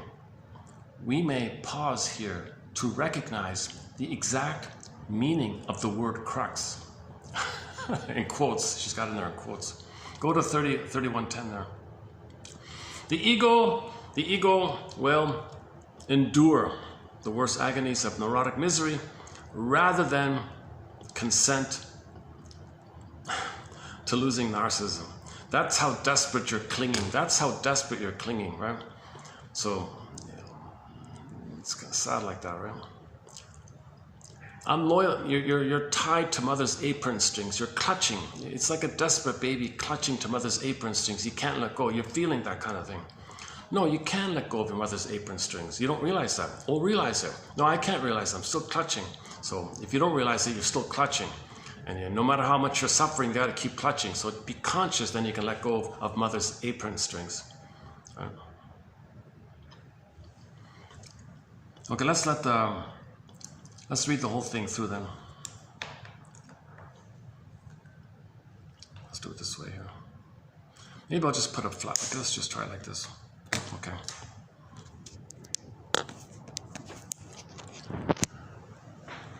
Stick with the female voice? Okay, just stick with the female one. To Breezy. In the first half of life. Oh, hang on. Let's start over again. 3110. Okay. A caravan of men and camels crossed a desert and reached a place where they expected to find water. Instead, they found only a hole going deep into the earth. They lowered bucket after bucket into the hole, but the rope each time came back empty. No bucket and no water. They then began to lower men into the hole, but the men, too, disappeared off the end of the rope. Finally, a wise man among the party volunteered to go down into the hole in search of water. When the wise man reached the bottom of the hole, he found himself face to face with a horrible monster. The wise man thought to himself, I can't hope to escape from this place, but I can at least remain aware of everything I am experiencing. The monster said to him, "I will let you go only if you answer my question." He answered, "Ask your question." The monster said, "Where is the best place to be?" The wise man thought to himself, "I don't want to hurt his feelings. If I name some beautiful city, he may think I'm disparaging his hometown. Or maybe this hole is the place he thinks is best." So to the monster he said, "The best place to be is wherever you feel at home, even if it's a hole in the ground." The monster said, "You are so wise that I will not only let you go, but I will also free the foolish men who came down before you. And I will release the water in this well." Shamsai Tabrizi. In the first half of life, we live mainly in terms of doing. We find out who we are through going to school, pursuing a career, marrying, having children, and raising them. In the second half of life, we are pushed toward a deeper consciousness of who we are, an identity in terms of being, an identity based not on the ego, but on the soul / we are one people inhabiting one country. We are all part of one soul. M. Woodman's / healing happens when conscious meets unconscious. Ref. M. Woodman. The word humility comes from humus, the soil, from which all things grow. The feminine soil. If only one could be just that, passive, quiet, receiving the seed, waiting for the sun to shine, for the rain to fall, quite without responsibility for anything. What a rest that would be from all foolish striving. Would one not simply be humble then, identified with the humus, the soil of life? But humility, alas, is not humus. It is not a quality of nature, but of man. Even a beautiful woman cannot abdicate from the responsibility of consciousness. It is a responsibility which demands that she, no less than man, her brother, must never cease from exploration / is the shadow a kind of mirror? Oh, very much so. It is the mirror of the opposite within you. Equality of value between individuals is an eternal truth beyond all comparisons, whereas superior and inferior are relative terms defining abilities or degrees of consciousness. No mind was so good that it did not need another mind to counter and equal it, and to save it from conceit and blindness and bigotry and folly. Only in such a balance could humility be found. Balance and movement in balance, as an eagle sails up on the wind. This was the truth of life and beauty in life. Charles Williams. The only valid cure for any kind of depression lies in the acceptance of real suffering. To climb out of it any other way is simply a palliative, laying the foundations for the next depression. Nothing whatever has happened to the soul. The roots of all our neuroses lie here, in the conflict between the longing for growth and freedom and our incapacity or refusal to pay the price in suffering of the kind which challenges the supremacy of the ego's demands. This is the crux of the matter, and we may pause here to recognize the exact meaning of the word crux. The ego will endure the worst agonies of neurotic misery rather than one moment of consent to the death of even a small part of its demand or its sense of importance. Cat is an image of the enchanting beauty and grace and precision of natural movement and of the play instinct. She has the extreme patience and swiftness of the hunter, and her complete power of relaxation is unique among the animals close to man. Above all, she is the only domesticated animal which has retained through all the centuries her qualities of wildness and independence. The bridge between the wildness of the jungle and our consciousness.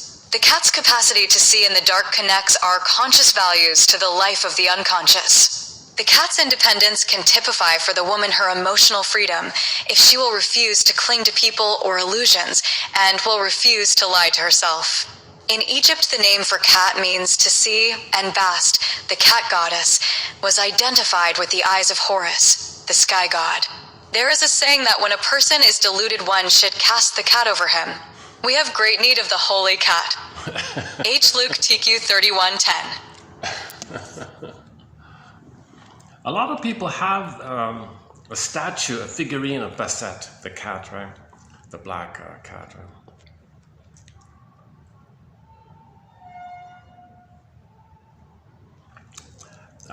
Yeah, just on my way here, I was thinking about what song are we going to play associated with the cat? And I couldn't think of any songs. So it's unrelated to the cat, but I'm reminded of the song Cats in the Cradle, nothing to do with cats.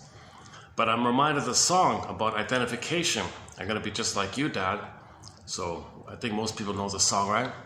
A child is born just the other day, came into the world in the usual way. The boy say, Dad, I want to play with you. I'm busy, I'm busy. Oh, come on, Dad. We'll play next month. I'm busy. Okay. And this happens throughout his whole childhood kind of thing. Finally, the dad says, hey, the kid's a teenager. Hey, I've got some time to play with you. Oh, man, just give me the car keys, will you? Oh, okay. Then that son gets married and has a family and all that. And the father becomes a senior citizen in the nursing home or something, calls the son, hey, son, can you pay me a visit here? Oh, man, I'm busy, man. The old man says, son of a gun, he's just like me. Just like identification. So when there's pain, you're not just imitating somebody. You function like them. You think like them. You act like them. So you're kind of restricted like that. You don't want to. So go to yesterday's video about the difference between imitation and identification. So he identified with the father, very restrictive. You can only be like that. So he didn't have variety. He didn't have his own place. He just imitated the father in a complete imitation called identification, like that. So since there is sort of some psychological idea here, I thought, now this is probably going to be copyrighted, so this will be trimmed out. I couldn't find any covers en route here. I was looking for covers. I couldn't find any. Johnny Cash has a cover. Forget it. There's a famous rock cover, like a heavy metal kind of cover.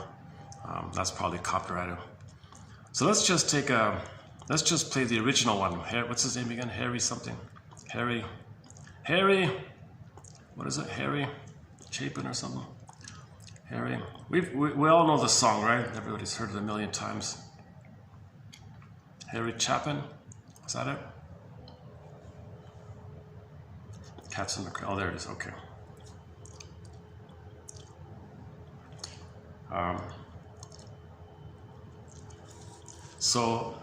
I'm just thinking here. Official lyric video.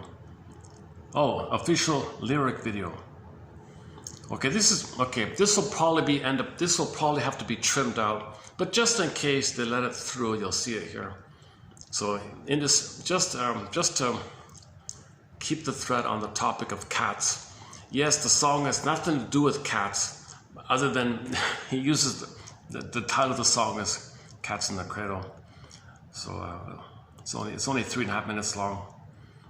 So this mostly, I keep saying that this will be trimmed out. I wonder if there's some kind of other cover. Can I find a cover at the last minute? Cats in the Cradle live at the Grand 1975. What if I just play a generic one? Maybe that'll get through. Let's just try somebody's lyrics one. Okay, let's just play this. Maybe there's a better chance it'll get through. So although this song has nothing to do with cats, we did talk about cats today. That he's not really himself. Like the son couldn't really be his unique, authentic self if he's just a carbon copy of the father like that. And when there's pain, we identify. The more pain there is, the more identification there takes place. So this implies, they don't mention in the song, that this implies that the son had to really identify with him. He was desperate to get away from the mother because the mother was hurtful. He had to be like him. Even if the father's never around, I'll be somebody who's never around.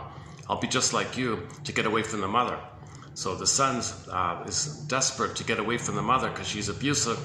And if the mother's loving, he can have his being, he can have his soul, he can have his feelings, he can have his embodiment, he can know his interests in other ways like that. He can be okay like that. But if he's hurt by the mother, he's desperate to link with the father. And whatever that father is, that's his hope, that's his salvation. If he's abusive or whatever it is, he's got to get away from the mother. The boy has to leave the mother. So as pitiful as this father was, in the sense that he was absent all the time, although he did send gifts, right? On his 10th birthday, he sent him a baseball glove. So it wasn't like he totally The father wasn't totally mean or something. He was just busy all the time. Fine, fine. That's less pain. He's absent, but he thinks about him sometimes.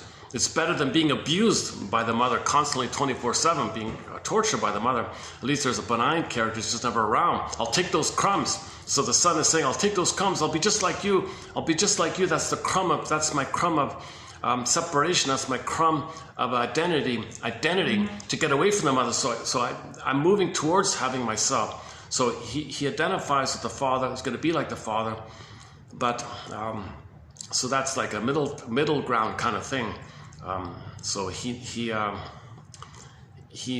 escaped the abuse from the mother with the hope of the father, but the father can't do what the mother should have done. The father can't provide the nursing that the mother should have done. The father can't do that. So he's kind of in limbo like that. He's kind of betwixt and between. He can't move forward. He doesn't need to go back, but he can't move forward. He's in betwixt and between. He's just imitating the father like that. He can't be himself. Again, the son, for him to be himself, he needs to have been loved by the mother. He wasn't. The father can't do what the mother should have done. So the best the father can do is like provide some guidance, some identification away from the mother. Ideally, the father would intervene. Hey, wife, don't abuse my son here, and talk to me. So be loving and meet the child's needs like that. So he was never around for that, that kind of thing. So this is a common phenomenon with the absent father syndrome, right? Robert Bly talks a lot about this, the absent father kind of thing. But that's the importance. All the more reason for a father to be around. If the more abusive the mother is, the more the child needs someone else to identify with, to get away from the mother. Because if there isn't, man, oh man, in that child's unconscious, there's going to be Medusa. There's going to be the vampire character like that. And he'll have an oral fixation. He'll be addictive, he'll be greedy, he'll be envious, he'll be negative, sarcastic, sardonic, dark humor, black humor, cynical, pessimistic, all that stuff. Stinger personality pattern, narcissistic pattern, bully pattern, Iago pattern. Okay, he's kind of cursed like that. And he's possessed by this Medusa. He's possessed by this Minotaur kind of thing. And the feelings are gobbled up, sacrificed. He's got to sacrifice his feelings to have the compensation that the only thing he can take refuge in is narcissistic glory. So he's got to think he's a self-sufficient, solipsistic little god. So he's got to sacrifice his feelings to the idol of the god. So he's always losing the feelings. Press down, press down, press down. And finally, we saw the clip in the TV show Odyssey. It came up, you got to suffer now. If you're going to heal, you got to suffer, right? So suffering is healing, in other words. So that's called constructive wallowing. A good enough self-help book sort of that addresses this distinction between unconstructive or non-constructive wallowing or suffering versus constructive suffering is that one by Miss Gilbertson. I posted some quotes a couple of years ago from that book. It's one of the better ones, I think. She's got the truth acronym in there. It's not perfect. It's not a deep psychoanalysis or anything. It's just a typical self-help book. But at least it kind of focuses on this issue. Like that. Child is born just the other day. Did it get through? Should we try another? So let's assume that had to be trimmed out. What if I try like a live? Sometimes if I find a live one in another country, it might get through. But then they say the melody is copyrighted. I haven't heard this one here. Live, 1975. Harry Chapin fans. I haven't seen this one. Let's see. He sings, he writes screenplays, he's an award-winning filmmaker. He records, he writes words, music, and the book for a Broadway show, and he also stars in it. He's just your average American boy genius. And he's also nominated as Best Pop Male Vocalist of the Year. He's Harry Chapin.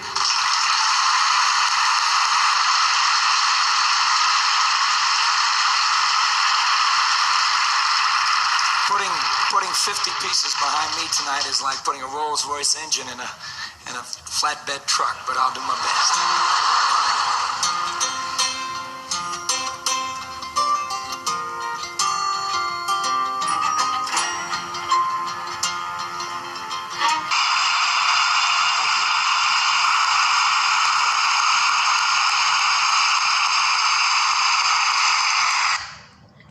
That's my first time seeing him, to tell you the truth.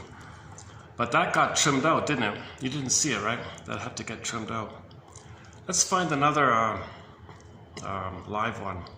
One of these should get through. Sometimes I'll play it 4 times. One will get through. So let's try take 3 here. Let's try this one. Reeling in the Years. What's this one? Okay, are you ready? Are we ready? Are you excited? Okay, you ready? You gonna do it? Here we go. 1, 2, 1, 2, 3, 4. It's too slow, right? The audio's too. The audio, something's wrong with the audio there. It's too slow, right? Okay, hopefully one of them got through. One of those first 2 got through. If there's a performance overseas, it might get through. Oh, there's Fairbairn. Oh, there's Fairbairn. Yeah, we sometimes play Fairbairn's music in our soundtrack here. Okay, let's quickly do today's quotes below before I gotta leave here. So we're doing, let's see, we're doing 79, right? Yesterday was 78. Today we're doing 3079. Is that right? Let's see. Okay. Now, I've already discussed this in preview mode like 2 months ago. So I'm thinking I might just let the iPhone read it. Or just quickly. Okay, maybe I can zip through it quickly. A young mother holds her screaming child in her arms. She's triggered. Sensing her own distress, she realizes that there is still no one to hold her, to make her feel better. Her baby has unwittingly become the source of her old pain, once again revived. The mother wants to stop the pain. The pain now is her child screaming, but she can no longer feel it to be her child. That's not my child now. She's having a psychotic transference here. The child's the mother. This mother is back in the nightmare of her childhood. The baby has become her tormentor, the one who hurts, whose screaming needs make the young woman feel she's useless. She can no longer see the baby as her baby. So she thinks the baby's criticizing. You criticizing me? That's a sad kind of thing, right? So what the mother does to deal with the pain, okay, she feels that she's the child in pain and flips it, and the mother's tormenting her. So this child is being ignored like that. That's kind of sad, right? The mother's supposed to regard the baby's distress as a signal, as a cry for help, a cry for connection, a cry for relationality, a cry for attachment, connection. Okay, mother, I need you to see me and hold me and soothe me. Sing me a lullaby. Hold me in your arms. Tenderness, softness, connection, one-to-one. Why is there a gap like this? What are you doing? I'm crying. That's why I'm crying. So the mother's meant to interpret the baby's cry as a desire for connection, a desire for relationality, a desire for the two is one phenomenon. And the mother's missing it. So she's just too triggered. And now she thinks, no one soothed me. I'm now the baby. Oh, and that one screaming, that's the one who's tormenting me. So you flip one of life's little switches. Sad state of affairs, right? So mothers in advance need to understand to minimize this kind of thing, or to minimize the chance of this kind of thing happening. Maintain the blissful oneness. Okay, leave the core, leave the placenta, skin to skin, bosom, natural feeding, loving gaze. Stay at home in the bed, 4 to 5 months, skin to skin. Keep the bliss, keep the oneness, keep the oceanic feeling, keep the blissful oneness with the baby. And then at 4 to 5 months, he starts to hatch out of the egg, so quote unquote. And now he's going to practice a little bit. Still needs to be fed. It's all baby-led. He's still in a state of narcissism. So up until 18 months, he's center stage. It's all about him. Okay? And the mother has to allow the child's curiosity and delight. Isn't that amazing? Isn't that great? And if the child's going to break something, just distract him a little bit, but delight in his interest and curiosity. And then things are going normally like that. But if there's birth trauma or the separation, and they can't establish the connection, they can't establish the attunement, the entrainment. The baby's crying like that, but the baby's cry is for that attunement.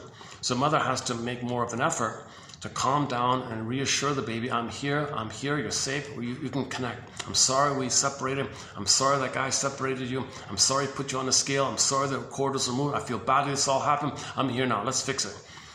But she's triggered, she's not doing that, right? Next one here. Our psychological need to make sense of our predicament. Okay, so in general, we're always trying to make sense of our situations, right? So how does the baby make sense of this? If the baby's in pain, how does he make sense of this? So he concludes, to make sense of this, okay, I'm defective, I'm no good, I'm bad, mother's good. He's trying to make some sense of it. So this is called a I'm not okay, you're okay defense, or Fairbairn calls it the moral defense. He's not born bad or guilty of sin, guilt, debt, due, shame. He's not born it, but he is in pain, so he thinks that after that to make sense of it. Our psychological need to make sense of our predicament. However, what happens is less evident. However, what perhaps is less evident is why we choose to feel guilty in the face of disaster. It is well known to people working therapeutically with victims of trauma, as well as with people who have suffered from severe emotional deprivation in childhood, that all these individuals tend to hold on to the belief that they are in some way to blame for what happened. That's so sad. The baby thinks, I'm guilty, blame me, I'm wrong, because he's got to see the mother's good, but he's in pain, so he concludes that. This need to feel personally responsible is perplexing. It's perplexing. Why does the baby think he's guilty? The baby can't understand the mother's hurting him. He'd be a goner if he'd admit the truth. He's got to lie to himself. He can't feel the impact of the realization the mother's hurting him. So mother's wonderful. The truth split off, psychic splitting, either or. This need to feel personally responsible is perplexing, particularly as the victim clings to this belief with tremendous conviction. Fairbairn aptly named this defensive need to feel guilty in the face of trauma the moral defense. By taking the blame for what has happened, the victim acquires some sense of control over his life rather than feeling totally helpless. So he's just deciding something. It's a Fyric. So that's called a defense mechanism. He's trying to minimize the pain, has some agency somehow. Okay, anyway, next one. The fight or flight response mediated by the sympathetic component, the stress response. Okay, the fight or flight response mediated by the sympathetic component of the automatic nervous system results in an increased heart rate, blood pressure, respiration, and muscle tone, as well as hypervigilance. Traumatic experiences are stored in sensory, somatic, behavioral, and affective states. High levels of adrenaline lead to the release of glutamate, a major excitatory transmitter in the brain, in the limbic system. If fight or flight is not possible for a child whose secure base has become a source of fear, then a parasympathetic dominant state takes over and the infant freezes, deer in the headlights. So the baby's going to do a deer in the headlights, rabbit in the headlights, possum thing, right? That's the dorsal one. They call that the dorsal nerve. As other mammals do in similar circumstances in order to conserve energy. So they're going to pretend that they're dead. They're not, but that's to increase their chance of survival like that. The heart rate and blood pressure decrease. Oh, interesting. Oh, I didn't know that. Okay, so if the blood pressure or the heart rate is decreased, that might be in the deer in the headlights thing. Okay. Helen Block Lewis, 87, describes shame as a, quote, normal state which accompanies the breaking of affectional bonds.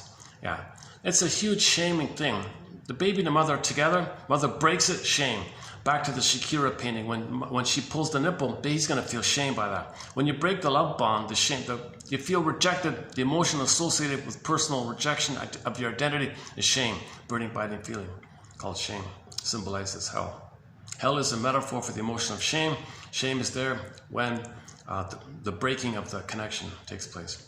She notes how attachment is accompanied by mutually affectionate feelings of joy and pride, whereas separation and detachment are associated with anger, sorrow, and fear. She sees shame and guilt as attempts to revive the attachment. Okay, shame, guilt, pain, distress, cry, anger, hostility, everything the baby's doing is an attempt, is an SOS signal, and his attempt or her attempt to get back to connection. Whatever the baby's doing, all the pain he's feeling, okay, all that stress and fear and shame and guilt and terror and persecutory anxiety, knowledge anxiety, abandonment, depression, abandonment, all that kind of stuff, man, oh man, that's all the desire to try to get back to connection. Baby's life force is object seeking. All the baby's number one primary psychology is to connect. Baby's got to connect with the mother, otherwise he's a goner, right? Aggression for Fairbairn. Back to Fairbairn. Okay. Results from the failure. So anger, okay, or aggression or hate or hostility results from the failure to achieve satisfactory relationships. Okay. Check out the past videos. There's a lot of quotes by Paul Hollinger, Ian Seti, and a few others that hate is an SOS for love. Hate is a cry for love. Hate is anger in search of love. Hate is tension around not getting love. Hate is a cry for love, all that stuff. So it's just the one line like that. Go to that Gilligan quote, not the comedy guy, Miss Carol Gilligan. Look up that quote by Miss Carol. That's pretty clear, that one. And the Hollinger ones. So it's the outcome of our unmet needs. So hate is the outcome of our unmet needs. Yeah, Rosenberg's most popular one-liner is, hate is an expression of unmet needs. He also believed that our culture, Fairbairn believed that our culture increases our potential in this area of hate because there's so much disruption between the mother and infant. Back to the Shakira painting, the pulling the nipple away, weaning trauma. There's a lot of weaning trauma, a lot of separations, cord removed, placenta removed, baby on a scale, premature weaning. There's a lot of that going on. So there's more hate and harm going on because of that. Including over-the-top harms, including the criminal and the violence and all that. It's from there. He also believed that our culture increases our potential for acting out violence, etc., by disrupting the mother-infant relationship and their much-needed mutual contact. Mutual, 2 is 1. In a state of nature, the infant would never normally experience that separation from his mother. Yeah, you would never, I mean, there are exceptions, but generally speaking, in nature, the mother mammal nurses the babies, right? Might be exceptions. Okay, maybe not a good example in that area. Because some animals do reject, right? Even the cats sometimes have to reject one. That's kind of sad, right? Having internalized the bad mother, there is a need to split her image into an alluring mother and the rejecting mother. So Fairbairn's theory is this rejecting mother is subdivided into the alluring, promising, seductress mother, and the rejecting, refusing, withdrawing one. So there's like 2 parts like that.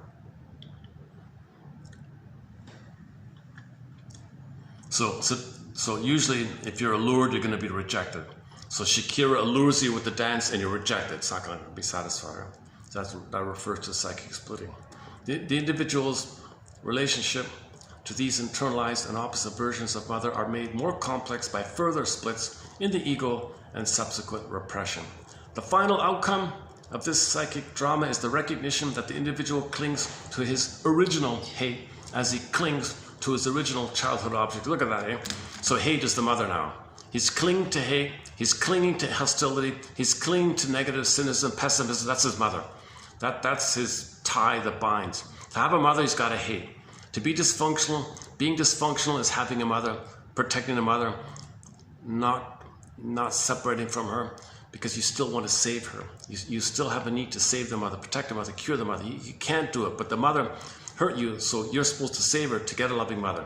So you're still tied in this thing, and hate is the bridge to that. So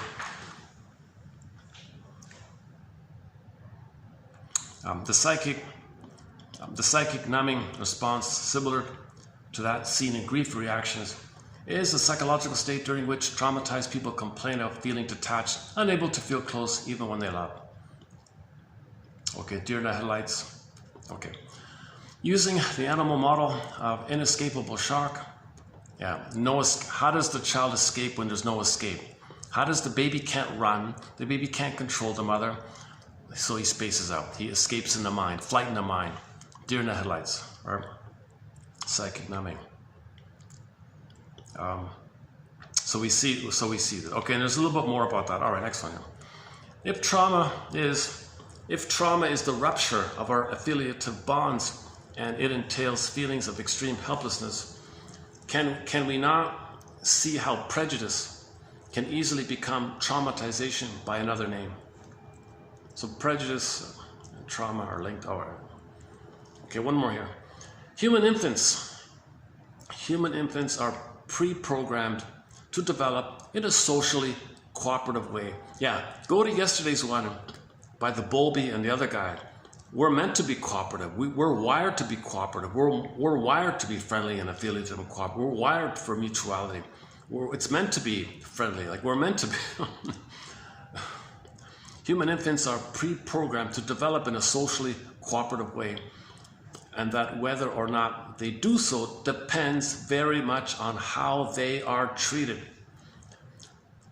The neural pathways for altruism and aggression may be reciprocally related. Yeah, so hate is the twisting around of the love. So you want to live in love? You take the word live, tension, the letters of the word scrunch up, twist around, then EVIL. But the EVIL is the same line of the LIVE.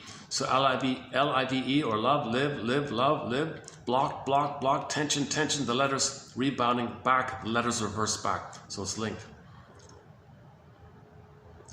Go to the Ian Suddy book called The Origins of Love and Hate for more on that one. And Karen Horney, of course.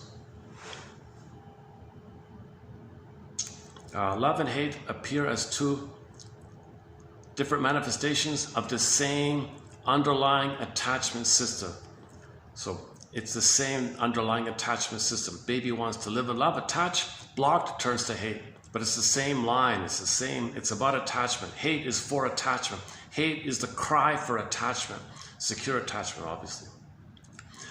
The infant develops an internal world of mental representations which become as important as actual people themselves. These mental representations serve as biological regulators. The development of internal working models or object relations or internal object relations affect the way individuals perceive the environment. That's the template and the prototype and the working, the stencil and the script and the schemata. This leads to the recreation of familiar, self-affirming patterns of experience in their attachment relationships.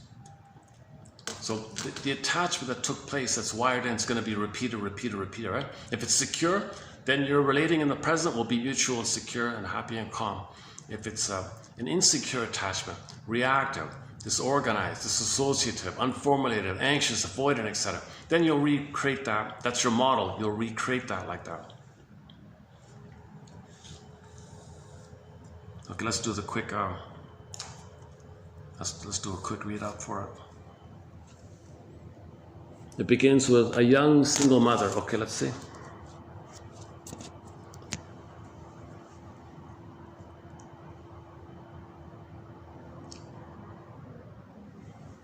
A young single mother holds her screaming child in her arms.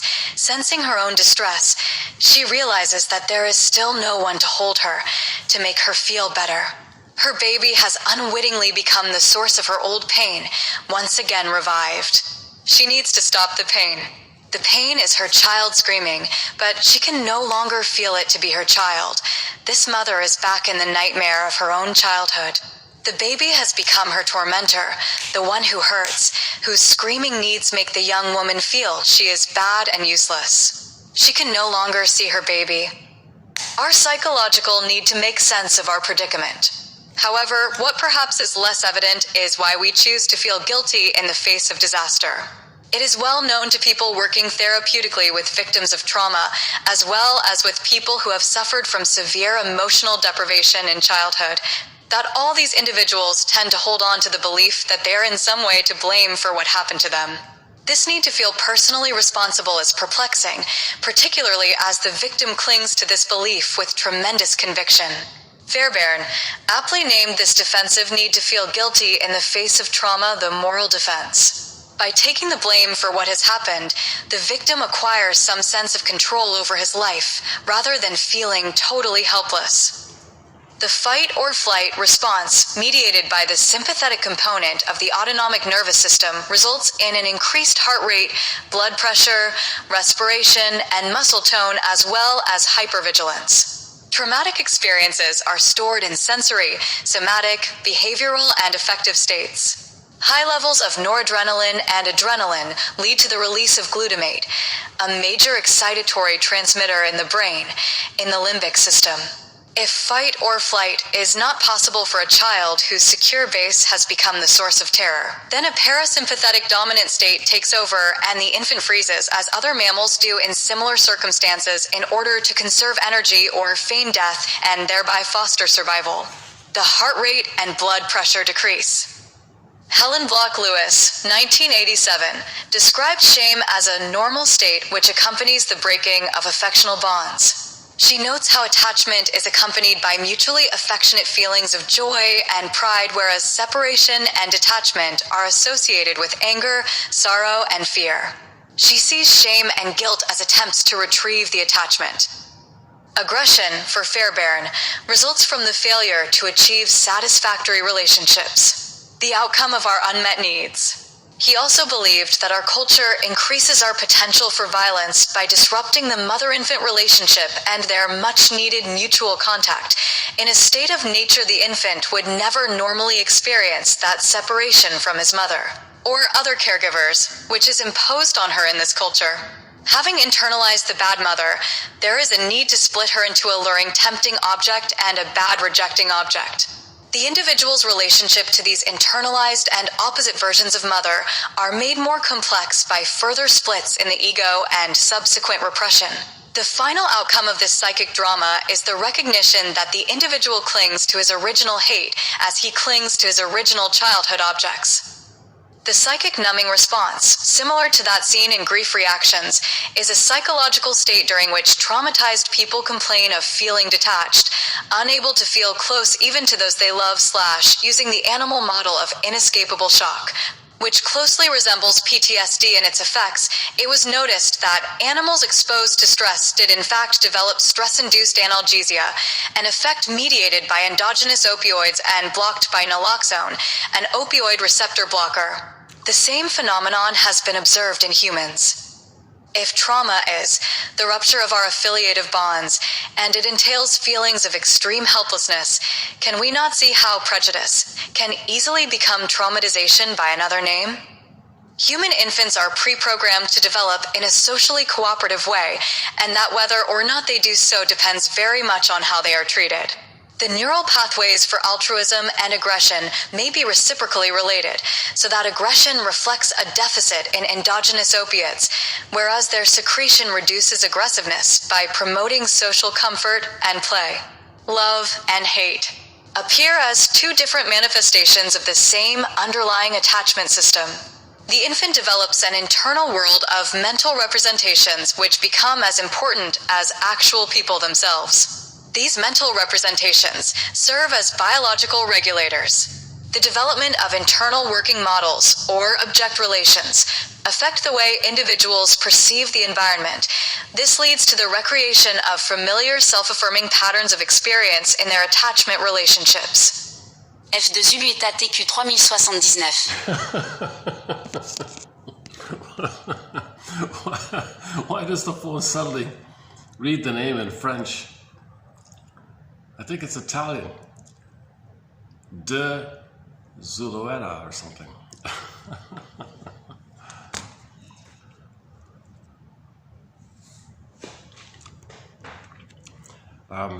Yeah. Okay, that one about the cat, we'll update the one about the cat discussed at the beginning of this video. I think I'm gonna have to wind down here. So any final thoughts here?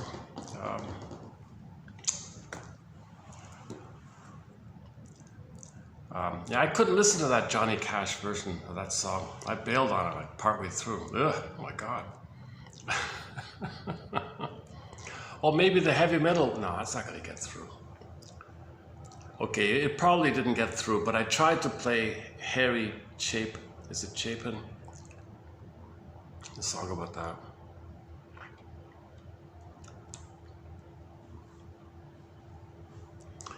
But I'll see if there's any other gems from that book of hers called something, The Way of the Woman. Oh, that's from a book, the one I read earlier, that's from the book.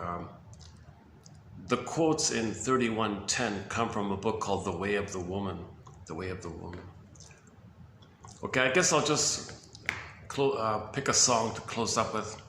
And when the song ends, I'll hit the stop button and I'll see you in the next video. Close up with some Beatrice Deer or Brian Andre. Okay, why not? Let's close up with the singer Brian Andre, a song called Nikaua, Nikaua. Okay, thanks very much. May the psychoanalytic force be with you.